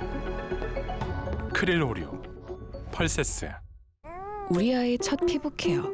누구 말을 믿어야 할까? 엄마 말을 믿으세요. 11만 엄마들이 말하거든요. 믿고 쓰는 몽디에스라고. 엄마 최지우도 믿고 써요. 센트룸은 몸 깊은 곳에서부터 균형 잡힌 영양을 설계합니다. 어제보다 나은 나도, 소중한 일상도. 시작은 당신의 몸이니까. 몸속의 영양을, 인생의 에너지를. 센트룸. 네, 2020 미국의 선택 JTBC 뉴스 특보 계속해서 이어가도록 하겠습니다. 이번에는 중국의 상황을 좀 살펴보겠습니다. 앞서 말씀을 드린 것처럼 미국과 중국 G2의 경쟁이 아주 치열하고요. 갈등이 이어지고 있는 상황에서 미국의 오늘 대선 결과를 또 중국에서도 아주 주의 깊게 지켜보지 않겠습니까? 미국을 어떻게 보고 있는지 중국의 상황 한번 살펴보도록 하겠습니다. 베이징을 연결합니다. 박성훈 특파원, 미국 대선이 현재 진행이 되고 있습니다. 현재 중국 분위기는 어떻습니까? 한마디로 비판적으로 관망하고 있다, 이렇게 정리할 수 있을 것 같습니다. 일단 중국 주류 매체들은 미 대선에 대한 판세 분석 보도는 거의 내놓지 않고 있습니다. 대신 누가 당선되든 미국 사회가 분열에 빠질 수 있다는 비판과 코로나19에 대한 미 정부의 대처 부실 문제를 집중 보도하고 있는데요. 중국 관영 환구시보는 오늘 미 정부의 대중국 정책이 글로벌 경제의 불확실성을 높여왔다며 트럼프 정부를 비난하는 사설을 싣기도 했습니다. 이미 항미 원조 70주년을 기념해서 반미 여론을 고조시킨 중국에서 계속해서 미국을 비판하는 여론이 고조되고 있습니다. 네, 미국은 일본, 호주, 인도 등과 함께 쿼드, 동북아 집단 안보 체제를 지금 계속해서 강화하면서 중국을 압박하고 있습니다. 이에 대한 중국의 반감이 상당히 큰 것으로 알고 있는데 중국 정부는 현재 어떻게 대응하고 있습니까? 이 왕원빈 중국 외교부 대변인은 미 대선에 대한 중국 입장을 묻는 질문에 대해서 중국 정부는 불간섭 원칙을 고수하고 있으며 미국 역시 중국 내정에 대한 간섭을 해선 안 된다고 말했습니다. 누가 차기 대통령에 당선되더라도 홍콩 보안법이나 신장 위구르 지역 인권 문제, 대만이나 남중국해 문제 같은 각종 중국 사안에 대한 미국의 압박을 용인하지 않겠다는 의지를 재확인한 셈입니다. 이와 함께 중국은 지난주 5차 중앙위원회 전체 회의를 통해서 기술 자립과 내수 성장 강화를 골자로 한 14차 5개년 계획을 확정 발표했는데요. 향후 중국 경제에 대한 미국의 압박이 장기화될 것으로 보고 내부 경제 역량 강화에 집중하고 있는 상황입니다. 네, 홍콩과 대만의 분위기는 또 중국 본토와 많이 다르다고 들었습니다. 어떻습니까?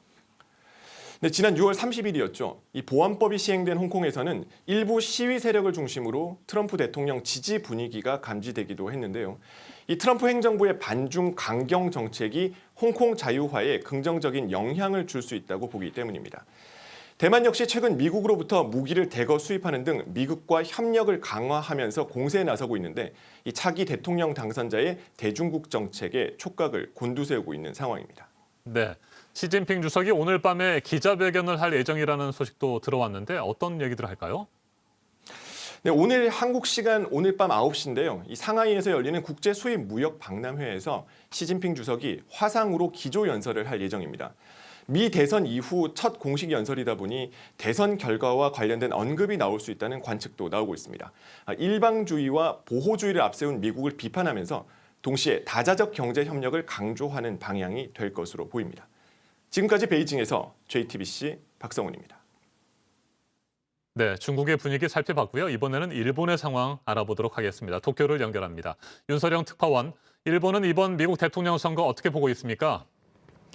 네, 미국 대통령 선거 결과에 따라서 일본의 대내외 정책도 상당히 큰 영향을 받기 때문에 일본은 깊은 관심을 갖고 긴장 속에서 선거 과정을 지켜보고 있습니다. 일본 언론들은 어느 쪽이 우세하다거나 당선이 유력하다는 판단은 최대한 신중히 하고 있는데요. 아사히 신문은 일면 머릿 기사에서 트럼프 정치의 계속이냐 결별이냐를 결정하는 선거라면서 트럼프 대통령의 신임 투표 성격이 강하다고 전했습니다. 네, 그러니까 일본 정부는 지금 신중하게 미국 대선의 상황을 지켜보고 있는 것 같습니다. 일본 정부가 뭐 공식 입장을 내놨다거나 이런 건 없는 거죠? 네, 아직 일본 정부가 미 대선에 대한 공식 코멘트는 내놓지 않고 있습니다. 일본 정부는 워싱턴 주재 미국 대사관 등 제외 공간을 풀 가동해 정보 수집을 하는 한편 외무성과 관자를 중심으로 대책을 마련하고 있습니다. 모테기 토시미츠 일본 외상은 최근 한 모임에서 결과는 알 수 없다. 다만 누가 이기더라도 미국 제일주의는 변하지 않을 것이다라고 말하기도 했습니다. 개표 결과에 윤곽이 드러나더라도 당선이 확정되기 전까지는 축전을 보내거나 공식 입장을 발표하는 건 최대한 신중하게 할 것으로 보입니다. 네, 미국의 대선 결과에 따라서 일본의 안보 전략이라든지 경제에도 상당한 영향을 미칠 것 같습니다. 어떻게 보고 있습니까? 일본 현지에서는? 네, 우선 누가 당선되더라도 이 자유롭고 열린 인도태평양 전략을 강화하는 등 미일 동맹을 중심으로 한 안보 기조에는 큰 변화는 없을 것으로 전망이 됩니다.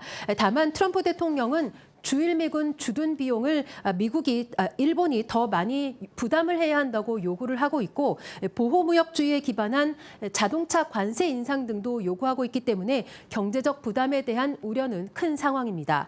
반면 바이든 후보가 당선될 경우 관세 인하나 일본이 주도하는 환태평양 경제동반자 협정의 복귀 등이 예상되는 만큼 경제 부담은 수월해질 수도 있습니다. 하지만 국제 협력을 중시하는 만큼 기후 변동 문제에서 압박도 예상이 됩니다. 특히 안정적인 동맹 관계를 중시하는 바이든 후보가 승리를 할 경우 한일 관계 개선에 대한 압박이 강해질 것이라는 관측도 나옵니다. 네, 4년 전으로 한번 돌아가 볼까요? 당시 아베 신조 일본 총리, 트럼프 대통령이 당선되자마자 미국으로 날아가지 않았습니까? 그래서 트럼프 대통령을 그때는 당선인 신분이었는데 만났습니다. 이번에 스가 총리는 어떨까요? 네, 당시 아베 총리는 외국 정상 중에선 가장 먼저 트럼프 대통령을 만났지만 대통령 취임 전에 만나는 건 관례에 어긋난다는 논란도 많았습니다. 스가 총리는 트럼프가 재선을 할 경우 G7, 그러니까 주요 7개국 정상회의 등의 계기를 이용해서 방미를 한다는 계획이지만 바이든이 당선될 경우에는 대통령 취임이 완료된 1월 이후를 보고 있는 것으로 전해지고 있습니다.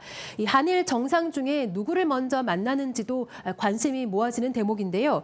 2001년 부시 대통령은 당시 모리 요시로 일본 총리보다 김대중 대통령을 2주 정도 먼저 만나기도 했습니다. 지금까지 도쿄에서 JTBC 윤서령입니다. 네, 미국 대통령 선거 개표 상황을 지켜보고 있는 중국과 일본의 현지 분위기까지 살펴봤습니다. 신범철 센터장이 떠났고요. 그 자리에 박현주 기자가 나와 있습니다. 어서 오세요. 네, 당초 예상했던 것보다 미국 대선의 개표 상황이 지금 시시각각 빠르게 변하고 있는 것 같습니다. 개표율도 지금 계속해서 올라가고 있고요. 현재 상황은 어떻습니까? 네, 오늘 오전 9시 정도부터 이 출구조사 결과가 속속 나오기 시작을 했는데요. 오늘 오후 1, 2시쯤이면 이미 주요 주에 그 투표가 끝났기 때문에 전체적인 윤곽을 알 수 있을 것으로 보입니다. 그렇다면 당초 예상보다 당선자 윤곽이 빨리 나온다는 얘기군요? 네, 그렇습니다. 하지만 주별로 이 사전 투표를 집계하는 방식과 또 개표를 하는 그 방식이 모두 다르기 때문에 실제 결과는 좀 장담할 수는 없는 상황인데요. 예를 들면 핵심 경합주로 꼽히는 펜실베이니아의 경우에는 그 대선 당일 이후 사흘까지도 계속 우편 투표를 받아주기 때문에 네. 핵심 경합주이기는 하지만 그 이후에도 계속 결과가 엎치락뒤치락 달라질 수가 있습니다. 현재까지 상황으로는 개표율이 좀 저조하지만 바이든 후보가 앞서고 있는 상황입니다. 또 현재까지 이 개표가 이뤄져서 어느 정도 윤곽이 나온 곳 중에서 좀 이례적인 곳을 보자면요. 아까 또 이야기한 오하이오의 경우가 있는데요. 오하이오 경우에는 그 2016년 대선에서 트럼프 대통령이 8.1%포인트 차로 승리를 하고 또 트럼프 대통령이 올해 첫 대선 집회도 이곳에서 개최를 하면서 승리를 자신했던 곳인데 현재로서는 바이든 후보가 우세한 상황입니다. 또한 또 주목해야 할 곳이 플로리다인데요. 핵심 경합주로 꼽혔는데 현재 개표율이 91%에 달하는데 트럼프 대통령이 57%, 바이든 후보가 48%로 트럼프 대통령이 어느 정도 격차를 벌리면서 앞서가고 있습니다. 네, 잠깐만요. 오하이오의 현재 상황을 지금 저희가 자막으로 보여드리고 있습니다. 조금 전까지만 해도 그때 뭐 한 49%의 개표 상황에서는 트럼프 대통령과 바이든 후보의 격차가 10%포인트 이상 벌어졌었는데 지금은 55%의 상태에서 트럼프 대통령이 46.4%를 득표했고 바이든 후보가 52.3%를 득표했으니까요. 그 표 차이는 그래도 조금 줄어들기는 한 것 같습니다만 트럼프 대통령으로서는 지금 상당히 불안한 상황일 것 같습니다. 네, 트럼프 대통령 입장에서는 일단 공화당이 여론조사에서 승리를 점하고 있는 곳을 모두 가져가고 그리고 6개 핵심 경합주 중에서도 선벨트 지역을 모두 차지하고 러스트벨트에서 펜실베이니아 같은 핵심 경합주까지 그렇죠. 가져가야 하는 상황이었는데요. 여론조사에서 공화당이 이길 것으로 나온 오하이오까지 뺏기게 되면 좀 더 초조할 수밖에 없는 상황입니다. 대신 플로리다에서 아무래도 앞서가고 있기 때문에 이 부분에 어느 정도 기대를 걸고 있을 수가 있습니다. 바이든 후보 같은 경우에는 플로리다에서 이기면 사실상 대선 승리를 확정지을 수가 있는 상황이었는데 이렇게 트럼프 대통령이 앞서 나가면서 나머지 경합주 상황도 지켜봐야 하는 상황에 처했습니다. 네, 펜실베이니아를 비롯한 경합 지역들이 여전히 많이 있습니다.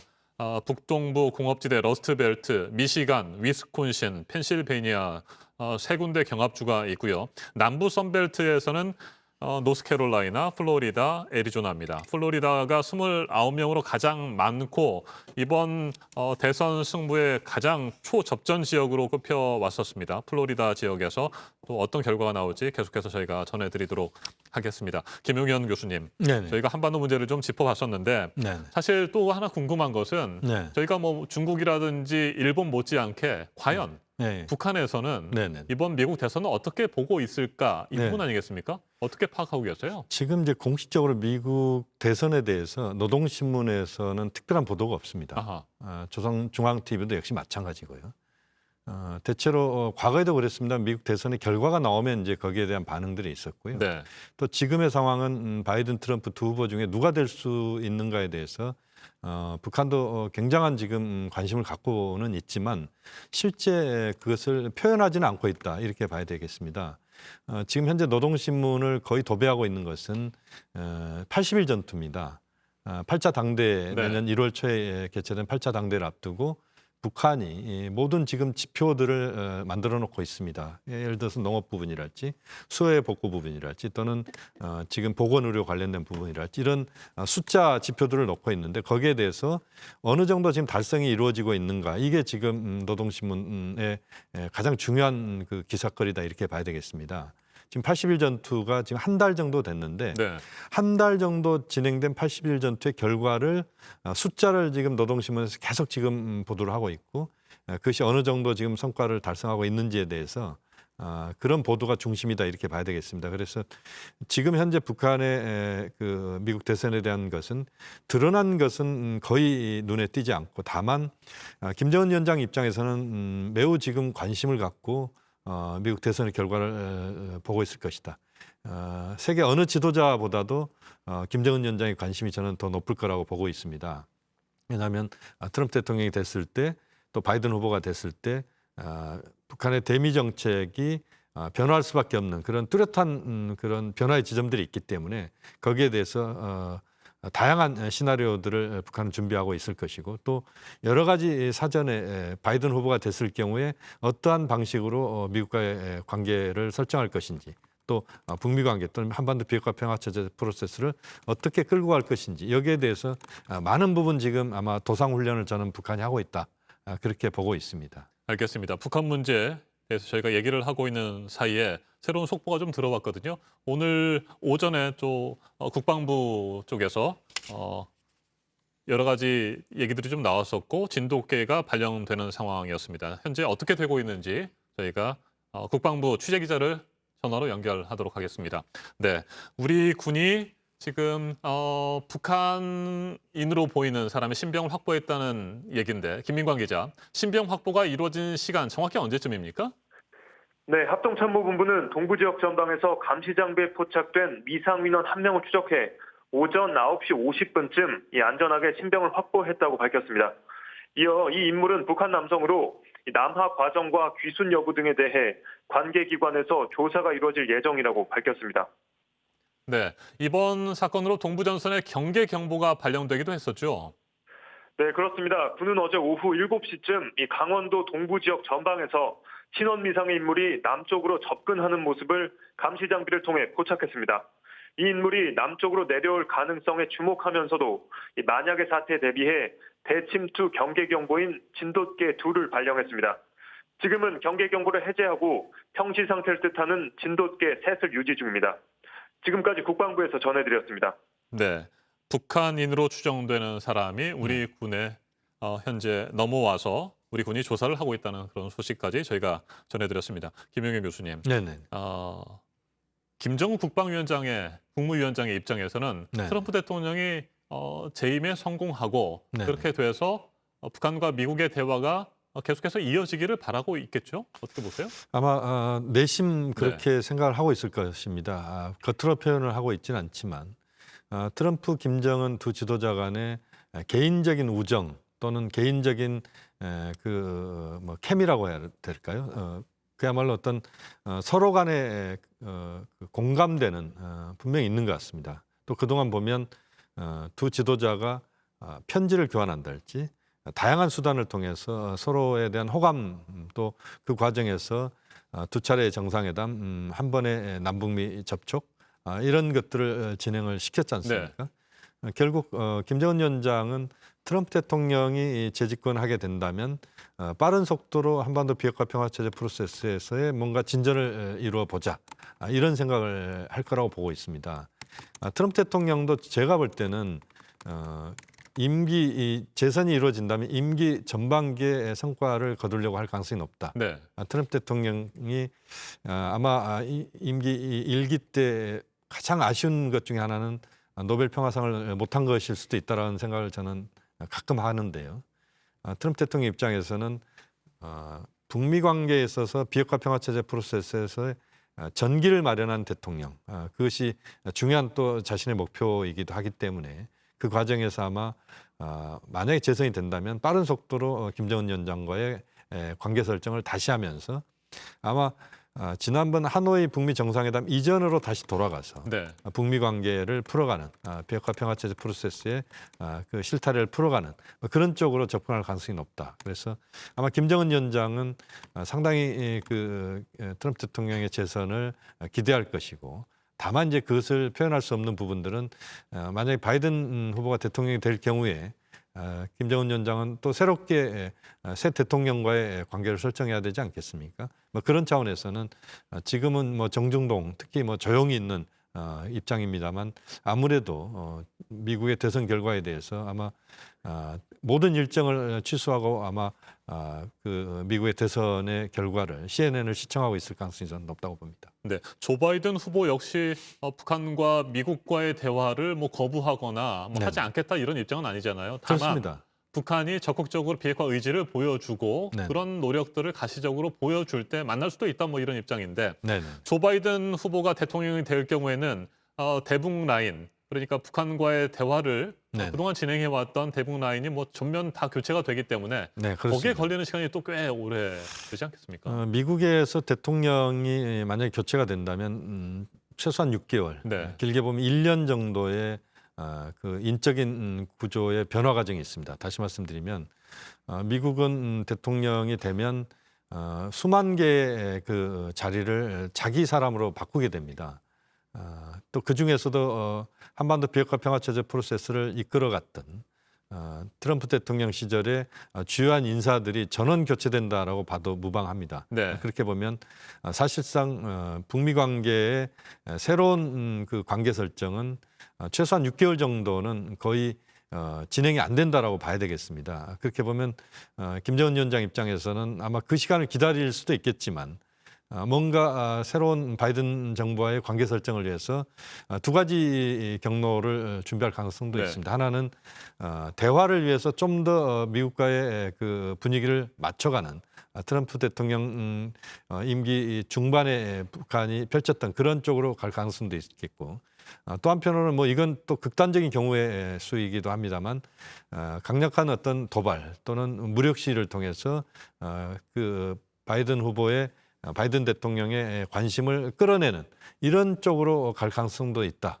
현재로서는 두 가지 경로가 다 있을 수 있다고 봅니다만, 다만 지금 이제 트럼프 대통령의 정책을 바이든 대통령이 만약에 된다면 완전히 그것을 다 바꾸는 형식으로 가기보다는 한반도 정세 또 한반도 비핵화 평화체제 프로세스의 성과를 바탕으로 해서 속도는 느리겠지만 탑다운 방식보다는 버텀업 방식으로 해서 가는 그런 쪽으로 점진적으로 북미 관계 또는 한반도 문제를 풀어갈 가능성이 있다. 그런 점에서 저는 바이든 후보가 대통령이 된다고 하더라도 극단적인 어떤 과거형 방식보다는 좀 더 유연한 쪽으로 갈 가능성이 높기 때문에, 또 우리 정부도 그런 쪽으로 많은 부분 바이든 정부와 대화를 해야 된다고 보고, 그렇게 보면 그렇게 크게 우려할 사항은 아니다. 그렇게 전망할 수 있겠습니다. 알겠습니다. 저희가 말씀을 나누는 순간에도 미국 대선의 개표 작업은 계속해서 진행이 되고 있습니다. 지금 뉴햄프셔 선거인단 4명이 걸려있는 지역인데요. 개표율이 13% 진행이 됐고요. 트럼프 대통령이 46%를 득표했고 바이든 후보가 53%로 앞서가고 있습니다. 현재 워싱턴의 분위기를 좀 다시 한번 살펴보도록 하겠습니다. 워싱턴을 연결하도록 하겠습니다. 임종주 특파원, 주요 경합 지역에서 치열한 접전이 정말 펼쳐지고 있습니다. 특히 플로리다에서 박빙의 승부가 계속해서 전개되고 있는 거죠. 네, 그렇습니다. 플로리다는 선거인단 29명으로 경합주 가운데 가장 많은 선거인단이 걸린 곳입니다. 지금 언론기관마다 다소 수치의 차이는 있습니다만 대략 90% 초반대 개표가 이뤄졌는데 트럼프 대통령이 약 51% 선, 또 바이든 후보는 48% 정도로 트럼프 대통령이 3%포인트가량 근소하게 앞서고 있습니다. 표수로는 트럼프 대통령이 대략 556만 표, 바이든 후보는 520만 표 정도입니다. 30만 표 정도 트럼프 대통령이 앞서 있는데요. 지금 10% 미만의 지금 개표할 표가 남아있는 점을 감안하면 트럼프 대통령이 플로리다에서 상당히 유리한 입장입니다. 이대로 우세를 굳히게 되면 트럼프 대통령으로서는 선벨트 이른바 남부 온화한 지대에서 상당히 유리한 고지를 점할 수 있는 상황이 되겠습니다. 반면에 북부 오하이오주에서는 예상과는 다른 상황이 전개되고 있습니다. 60%가량 개표가 진행이 되고 있는데 바이든 후보가 오히려 51.3% 정도로 5%포인트 이상 트럼프 대통령을 앞서고 있습니다. 개표 초반에는 10%포인트가량 바이든 후보가 앞섰는데 이 격차는 좀 줄었습니다. 따라서 오하이오주 추세는 조금 더 상황을 지켜봐야 할 것 같습니다. 네, 트럼프 대통령이 믿었던 또 하나의 지역입니다. 텍사스주인데 이 텍사스주에서도 기존 예상과는 다른 흐름이 현재 진행이 되고 있습니다. 네, 텍사스주가 지금 가장 관심 있는 지역으로 떠오르고 있습니다. 대략 60% 가까이 개표가 됐는데 이곳은 트럼프 대통령의 우세한 지지 기반인데 지금은 바이든 후보가 근소하게 앞서 있습니다. 아직 개표 중반이어서 섣불리 예단하기는 어렵지만 트럼프 대통령으로서는 만약에 이 텍사스를 놓치게 된다면 이번 선거에서 상당히 어려운 상황에 처할 수도 있습니다. 네, 플로리다와 텍사스의 상황을 살펴봤는데 이 같은 지금 긴박한 상황들이 이어지고 있기 때문에 펜실베이니아의 중요성은 그만큼 더 커지는 것 같습니다. 네, 그렇습니다. 핵심 경합주인 펜실베니아와 위스콘신주는 선거 당일까지 우편 투표를 개방할 수 없게 돼 있었습니다. 따라서 현장 투표가 먼저 집계되고 있는데 일단 출발은 바이든 후보가 상당히 앞서가는 쪽입니다.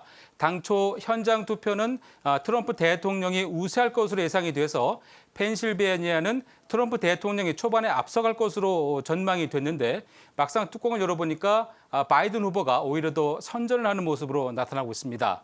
펜실베니아주는 선거 당일에 우체국 소인이 찍혀 있으면 이후에 사흘째 되는 날 도착분까지 우편 투표가 유효합니다. 따라서 개표 확정까지는 며칠이 걸릴 수도 있는 상황입니다. 케이시 부커바 펜실베니아주 국무장관은 개표는 결코 오늘 끝나지 않는다면서 인내심을 가져달라고 호소하기도 했습니다. 네, 트럼프 대통령과 조 바이든 후보 양측이 지금까지 확보한 선거인단 수는 어떻게 되는 거죠?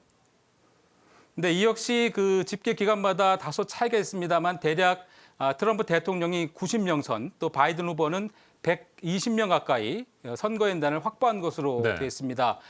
선거인단 숫자로는 한 20여 명 바이든 후보가 일단 앞서 있는 것으로 나타나고 있습니다. 네, 사전 투표자 수가 1억 명을 넘어섰습니다. 사전 투표 열기가 정말 뜨거웠는데 뭐 예상했던 대로 바이든 후보에게 뭐 유리한 결과로 이어지게 될까요? 어떻게 전망하세요?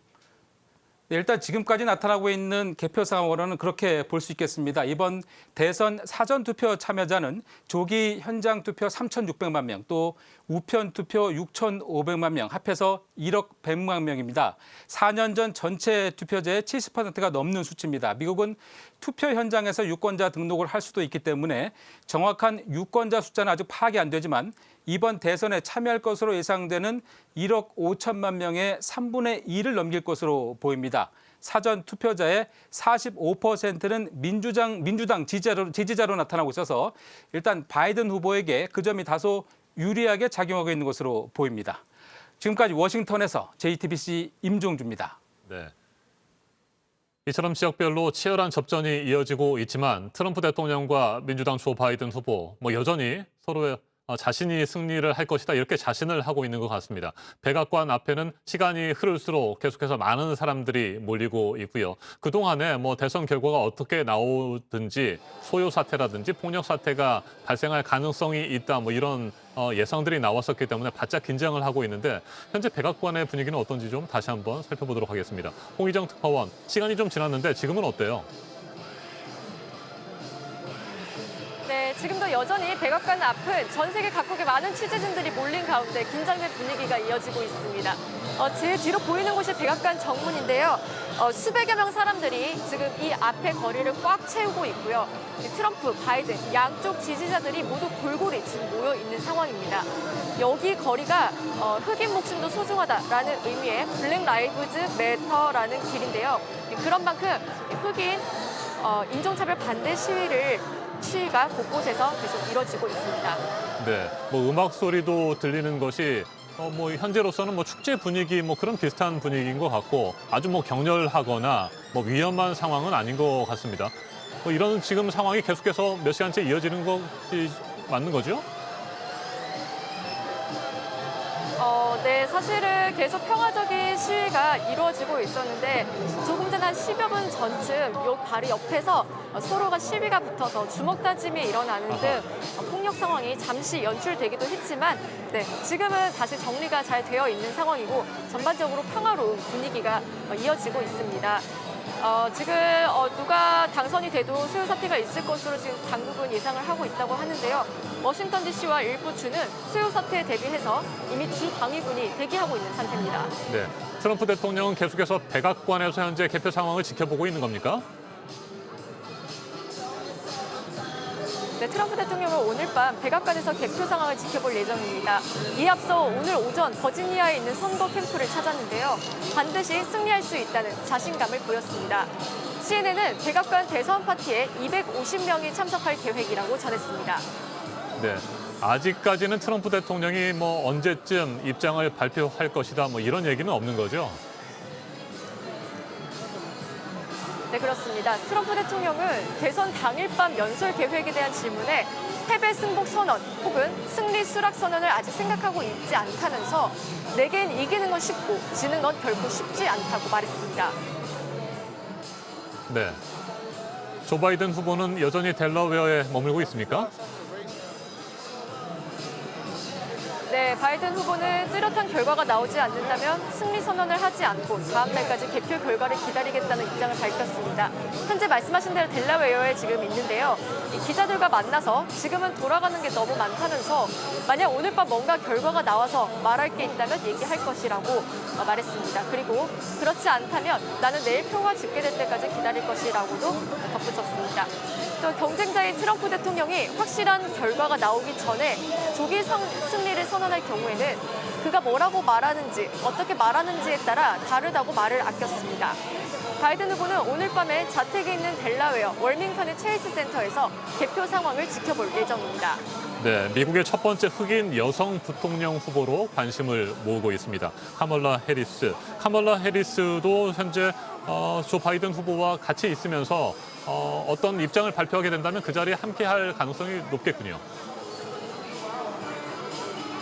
네, 맞습니다. 지금 이 델라웨어에는 조 바이든 후보 부부와 지금 부통령 후보인 카말라 해리스 상원의원의 부부도 함께 있습니다. 나중에 어떤 발표가 이루어지게 된다면 두 부부의 모습이 함께 보여질 것으로 예상이 되고 있습니다. 지금까지 백악관 앞에서 JTBC 홍희정입니다. 네, 현재 개표가 계속해서 진행되고 있고 아직까지 우려했던 심각한 충돌 상황이라든지 소요 사태는 발생을 하지 않고 있는 것 같습니다. 하지만 개표 결과에 따라서는 여러 가지 또 혼란이라든지 폭동 이런 것들도 있을 수 있기 때문에 주 방위군이 곳곳에서 대기를 하고 있다는 소식까지 저희가 들었습니다. 박현주 기자, 플로리다, 텍사스, 오하이오 이런 쪽들 계속해서 지금 접전이 펼쳐지고 있는 거죠? 네, 그렇습니다. 하지만 이 플로리다의 경우에는 핵심 경합주로 꼽히는데 트럼프 대통령의 우위가 굉장히 뚜렷하게 나타나고 있습니다. 실제로 로이터 통신에 따르면요. 트럼프 캠프에서 트위터를 통해서 플로리다에서 승리했다라는 메시지를 보냈다라는 이야기도 전해지고 있습니다. 다만 이 플로리다를 공화당이 이긴다고 하더라도요. 원래 공화당의 텃밭이었던 텍사스가 현재 초접전 상태로 위험한 상황입니다. 텍사스는 38명의 선거인단을 보유하고 있는 초대형주인데요. 네. 그 전통적으로 공화당 텃밭이었는데 최근에 이 민주당을 지지하는 사람들이 많이 이주를 했다라는 분석이 나오고 있습니다. 이 때문에 주 자체의 성향이 바뀌어서 지금도 개표가 한 50% 넘게 진행이 됐는데 초접전 상황을 이어가고 있습니다. 만약에 트럼프 대통령이 이 텍사스를 바이든 후보에게 뺏긴다면 사실상 러스트벨트와 선벨트 이 6개 경합주에 대한 논의가 무색해진다고 할 만큼 이 텍사스를 끝까지 수성하는 게 트럼프 대통령으로선 최대 과제라고 할 수 있습니다. 네, 선거인단 38명이 걸려있는 텍사스의 개표 상황 현재 저희가 자막으로 보여드리고 있습니다. 70%의 개표 작업이 진행이 된 상태에서 트럼프 대통령과 조 바이든 후보 49.3%의 득표율을 똑같이 유지하고 있습니다. 아직 30% 정도의 개표를 더 해야 되는데 이 득표율이 어떻게 변화될지 관심 있게 지켜봐야 될 것 같습니다. 텍사스 굉장히 중요한 지역입니다. 38명의 선거인단이 현재 걸려 있기 때문입니다. 트럼프 대통령과 조 바이든 후보 한반도 외교안보 정책 앞에서도 잠깐 언급을 했습니다만 네. 가장 큰 차이는 뭐라고 보세요, 교수님? 역시 북한 문제, 한반도 비핵화 문제에 대한 접근법의 차이일 수 있겠습니다. 다시 말씀드리면 바이든 후보 같은 경우는 탑다운 방식의 트럼프 대통령의 방식에 대해서는 상당히 부정적인 입장이다 이렇게 봐야 될 것 같고요. 그 과정에서 바텀업 방식으로 갈 수 있는 좀 더 단계적이고 점진적인 비핵화 프로세스를 밟아가겠다. 전통적인 미국의 한반도 비핵화 평화체제 프로세스를 다시 도입하는 이런 쪽으로 갈 가능성이 있다 이렇게 봐야 될 것 같습니다. 그렇다면 절차와 시간이 더 많이 걸리겠군요. 그렇습니다. 지금 말씀하신 것처럼 만약에 민주당 정부가 탄생할 경우에 공화당 정부에서 이제 정권 교체를 하는 것이기 때문에 거의 최소 6개월 정도는 대북 정책을 내놓기 어렵다 이렇게 봐야 될 것 같고요. 네. 그렇게 본다면 거의 6개월 또는 1년 정도의 시간이 좀 더 북미 관계를 풀어가는 데 있어서 좀 뒤로 밀려가는 그런 판단을 할 수밖에 없다. 그런 점에서는 북한이 이제 그 기간을 어떻게 판단하느냐도 중요한 것 같습니다. 왜냐하면 북한이 지금 삼중고에 시달리고 있다라고 봐야 됩니다. 제재 때문에 시달리고 있는 네. 것이고, 그다음에 코로나19 때문에 시달리는 부분이 있는 것이고, 또 태풍과 수해 피해 때문에 매우 어려운 상황인데요. 이 북한이 어려운 이 시점에서 6개월, 1년 동안 미국과의 접점을 찾기 어렵다라면 북한이 어떤 선택을 할 것인가라고 하는 부분도 우리는 주목을 해야 될 것 같습니다. 그 과정에서 남북 관계를 문재인 대통령 입장에서 이제 남북 관계가 본인이 펼칠 수 있는 남북 관계는 사실상 앞으로 6개월 또는 1년 정도밖에 안 남았다 이렇게 봐야 되거든요. 그렇게 보면 그 기간 동안 남북 관계를 어떻게 풀고 갈 것인지, 그러니까 북미 관계가 작동을 제대로 안 한다면, 그러니까 바이든 후보가 대통령이 될 경우에 북미 관계가 변화를 모색할 수 있는 상황이 안 된다면 그 과정에서 남북 관계를 어떻게 끌고 갈 것인지, 또 그 상황에서 한미 간의 비핵화 평화 체제 프로세스에 대한 어떠한 접점을 찾을 수 있을 것인지, 또 그 과정에서 한중 간의 어떠한 구조들을 만들어낼 것인지, 우리로서는 매우 외교 부분에 있어서, 특히 비핵화 부분에 있어서는 많은 과제가 앞에 나설 수밖에 없다. 네. 앞에 도출될 수밖에 없다라는 것이고, 거기에 대해서 이제 어떻게 우리가 하나하나 정리를 해가느냐. 이것이 저는 문재인 정부의 앞으로 6개월 또는 1년 정도의 대회 또는 한반도 비핵화 평화체제 프로세스 관련된 중요한 정책적인 내용이 될 것이다.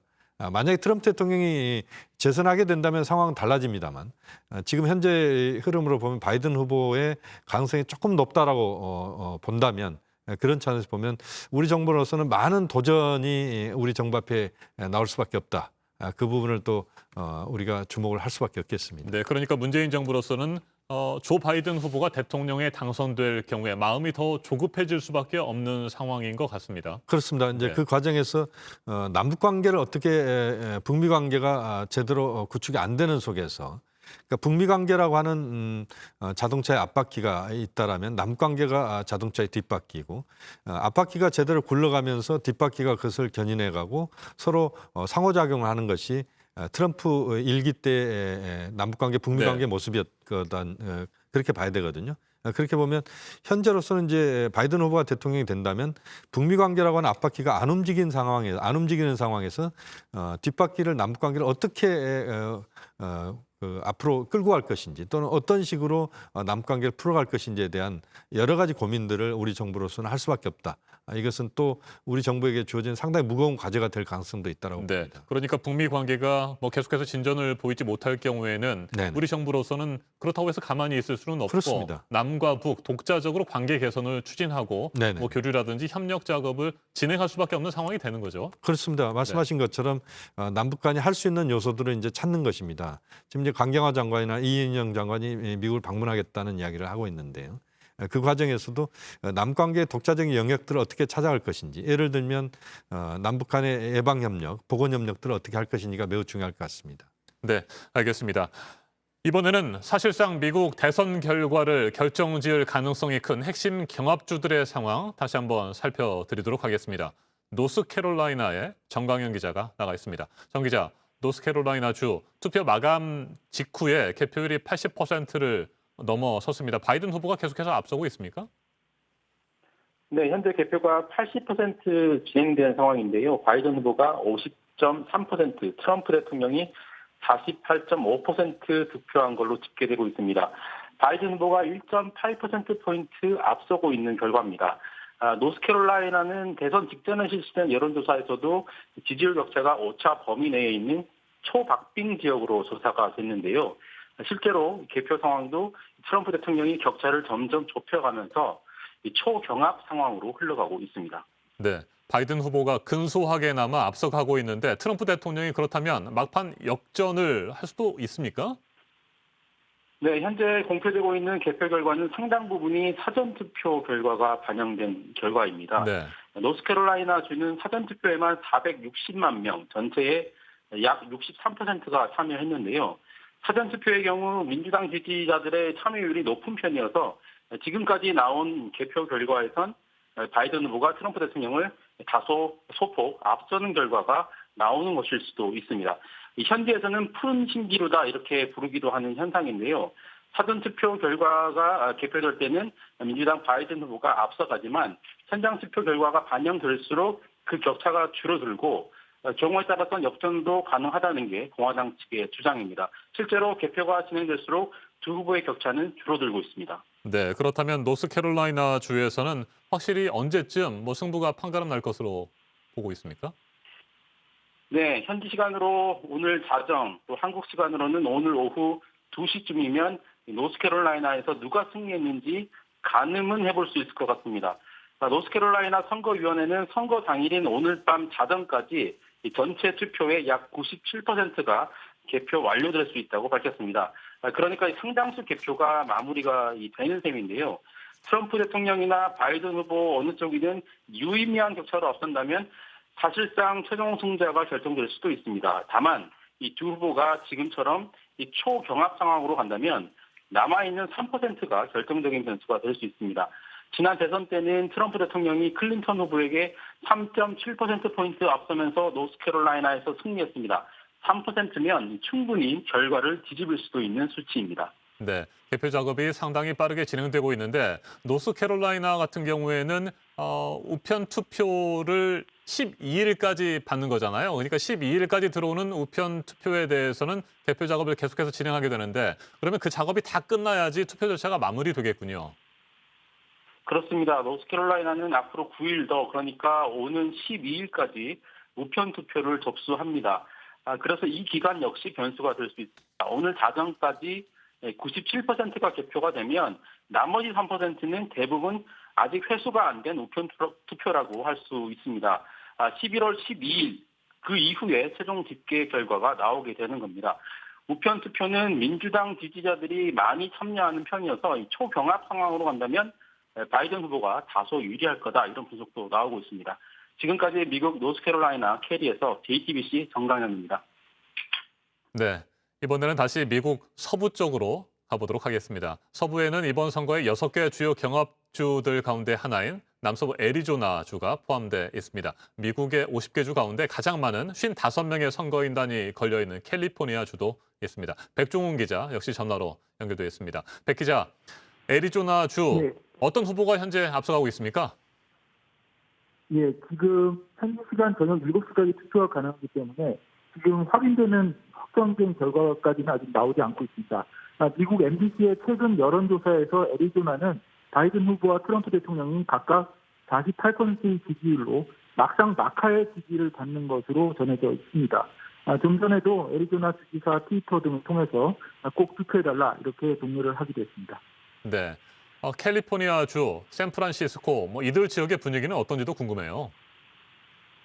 예, 캘리포니아 샌프란시스코는 선거 직전까지 집마다 지지 후보의 선전 문구를 내건 모습이 보였습니다.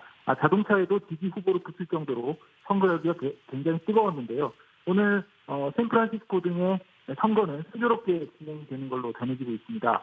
캘리포니아주는 저녁 8시까지 현지 시간 투표를 마감하기 때문에 한국 시간으로 오후 1시가 돼야 현장 투표가 종료가 됩니다. 네, 서부 지역의 승부는 언제쯤 윤곽이 드러나게 될까요? 예, 각 주별로 우편 투표와 조기 투표를 합한 사전 투표의 개표 시기가 각각 다릅니다. 앞서도 말씀하신 바 있는데요. 애리조나주는 동부의 주들에 비해서는 미리 좀 준비를 한 걸로 나오고 있기 때문에 빨리 결과가 나올 수도 있습니다. 한국 시간으로 이르면 오늘 오후 밤늦게 정도 애리조나주의 어떤 결과가 나올 수도 있습니다. 하지만 일부 다른 주들은 앞서 정강현 기자가 짚었듯이 사전투표 개표가 나중에 오는 우편물까지 모두 반영하는 경우에는 시간이 꽤 걸릴 수가 있습니다. 게다가 트럼프 대통령 측이 현장 투표 종료 이후 도착하는 우편 투표에 대해서 문제 제기를 계속하게 되면 법원으로 공이 넘어갈 수도 있습니다. 지금까지 네바다주 리노에서 JTBC 백종훈입니다.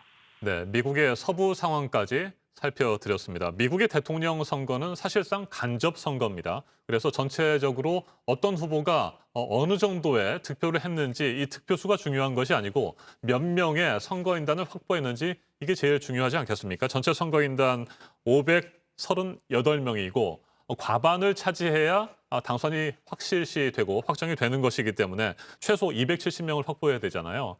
지금 몇 명씩이나 확보를 했는지 파악이 됐습니까?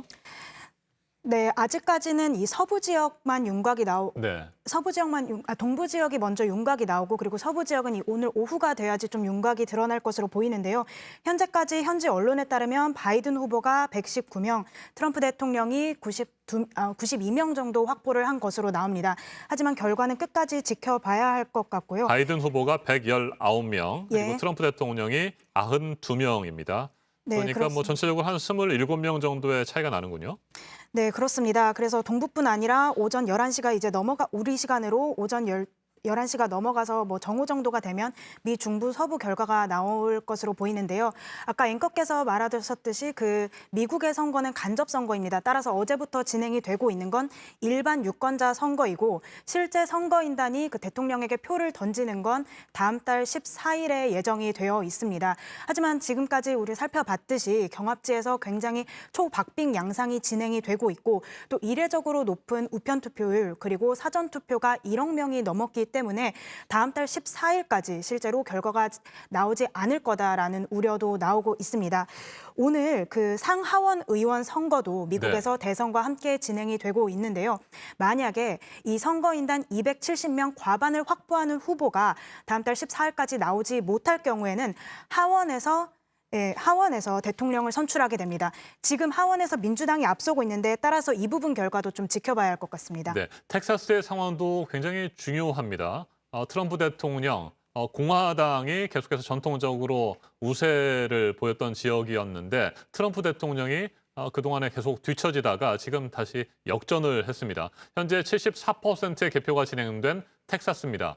네, 38명의 선거인단이 걸려 있는데 트럼프 대통령이 49.7%로 앞서가고 있습니다. 바이든 후보는 48.9%. 그러니까 두 후보 간의 표 차이가 1%포인트 차이도 나지 않는 상황입니다. 텍사스의 상황도 계속해서 지켜봐야 될 것 같습니다. 74%니까 26% 정도가 남아있고 이 26%에는 뭐 아직까지 도착하지 않았을 수도 있는 우편 투표도 상당히 포함돼 있기 때문에 전체적으로 최종 결과가 나오기까지는 또 시간이 걸릴 것으로 보입니다. 다만 뭐 전체적인 승부의 윤곽은 빠르면 오늘 오후, 뭐 2시 이후라든지 아니면 오늘 저녁쯤에 나오지 않을까 뭐 이런 예상도 조심스럽게 해보게 됩니다. 바이든 후보는 이번이 세 번째 대선 도전이잖아요. 바이든 후보가 세 번째 대선 도전 끝에 승리를 할지 트럼프 대통령이 재임에 성공할지 온 세계가 지켜보고 있습니다.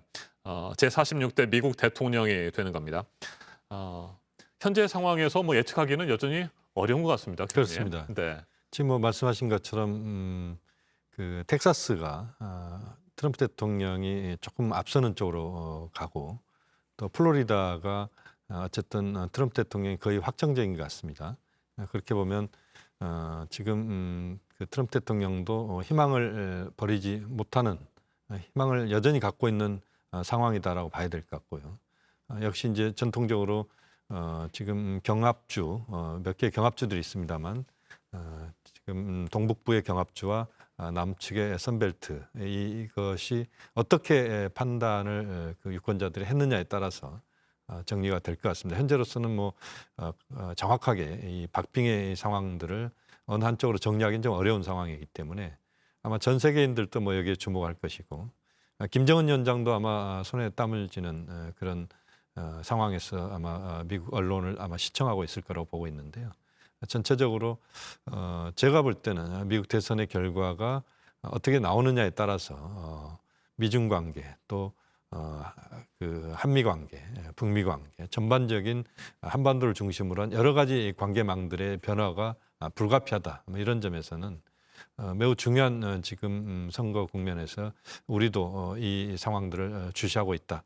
그렇게 봐야 될 것 같습니다. 네, 모르긴 몰라도 그동안에 트럼프 대통령과 김정은 북한 국무위원장이 여러 차례 친서를 교환한 것들을 토대로 보면 트럼프 대통령이 재선에 성공하게 되면 또 곧바로 친서를 보내서 북미 간의 대화의 물꼬가 다시 트일 가능성도 있겠군요. 저는 뭐 그 가능성이 매우 높다고 봅니다. 아마 김정은 위원장은 트럼프 대통령이 재선된다면 그 트럼프 대통령이 보낼 편지를 아마 작성을 해놨을 수도 있다라는 생각이 드는데요. 그렇게 보면 아무래도 3차 북미 정상회담의 조기 개최 가능성도 분명히 있다고 봐야 될 것 같고요. 트럼프 대통령이 재선을 하게 된다면 4년간 앞으로 북미 관계를 풀어갈 수 있는 프로그램들을 북미 최고 지도자가 좀 긴 호흡으로 그것을 만들 가능성도 있다고 봅니다. 그런 점에서는 김정은 위원장 입장에서는 조금 여유 있게 현 상황들을 좀 접근할 수 있다 이렇게 봐야 될 것 같고요. 만약에 바이든 후보가 대통령이 된다면 그것은 김정은 위원장으로서는 상당히 좀 단기적으로 좀 불편할 가능성이 있다. 왜냐하면 바이든 후보가 갖고 있는 김정은 위원장에 대한 개인적 입장도 상당히 부정적인 표현들을 최근에 한번 했지 않습니까? 네. 그렇게 보면 김정은 위원장 입장에서는 바이든 후보가 됐을 경우에 어떻게 관계 설정을 해나갈 것인지에 대한 많은 고민들이 따를 수밖에 없다. 거기에 대한 준비는 아마 북한 당국이 많은 부분을 해놓았을 거라고 생각이 듭니다만 어쨌든 바이든 후보가 됐을 경우에 김정은 위원장은 좀 어려운 상황에서 북미 관계를 출발시킬 수밖에 없다는 점에서는 분명한 김정은 위원장의 호불호는 있다라고 봐야 될 것 같습니다. 알겠습니다. 아직까지는 미국의 대선 결과를 예측하기는 정말 어려운 것 같습니다. 그렇지만 누가 대통령이 되든지 46대 미국 대통령이 한반도 문제와 관련해서 보다 좀 적극적으로 더 나서주고 북미 관계 또 남북 관계도 개선되는 그런 계기를 마련해 줬으면 하는 그런 심정 간절합니다. 네, 미국의 대통령 선거 개표 작업 지금 계속해서 진행이 되고 있습니다. 앞서 전해드린 것처럼 텍사스주 그리고 펜실베이니아주, 플로리다주 이들 지역을 포함한 주요 경합 지역의 개표 상황 계속해서 지켜볼 필요가 있습니다. 어떤 결과로 끝날지 저희 JTBC에서는 오늘 하루 종일 특보를 통해서 개표 상황 전해드리도록 하겠습니다. 일단 여기에서 저희는 마무리하도록 하겠습니다. 김용현 동국대 북한학과 교수님 수고 많으셨습니다. 네, 그리고 박현주 기자도 애썼습니다. 네. 2020 미국의 선택 JTBC 뉴스 특보 1부는 일단 여기에서 마무리하도록 하겠습니다. 계속해서 특보가 이어지니까요. 많은 시청 바랍니다. 지금까지 함께해 주신 여러분 고맙습니다.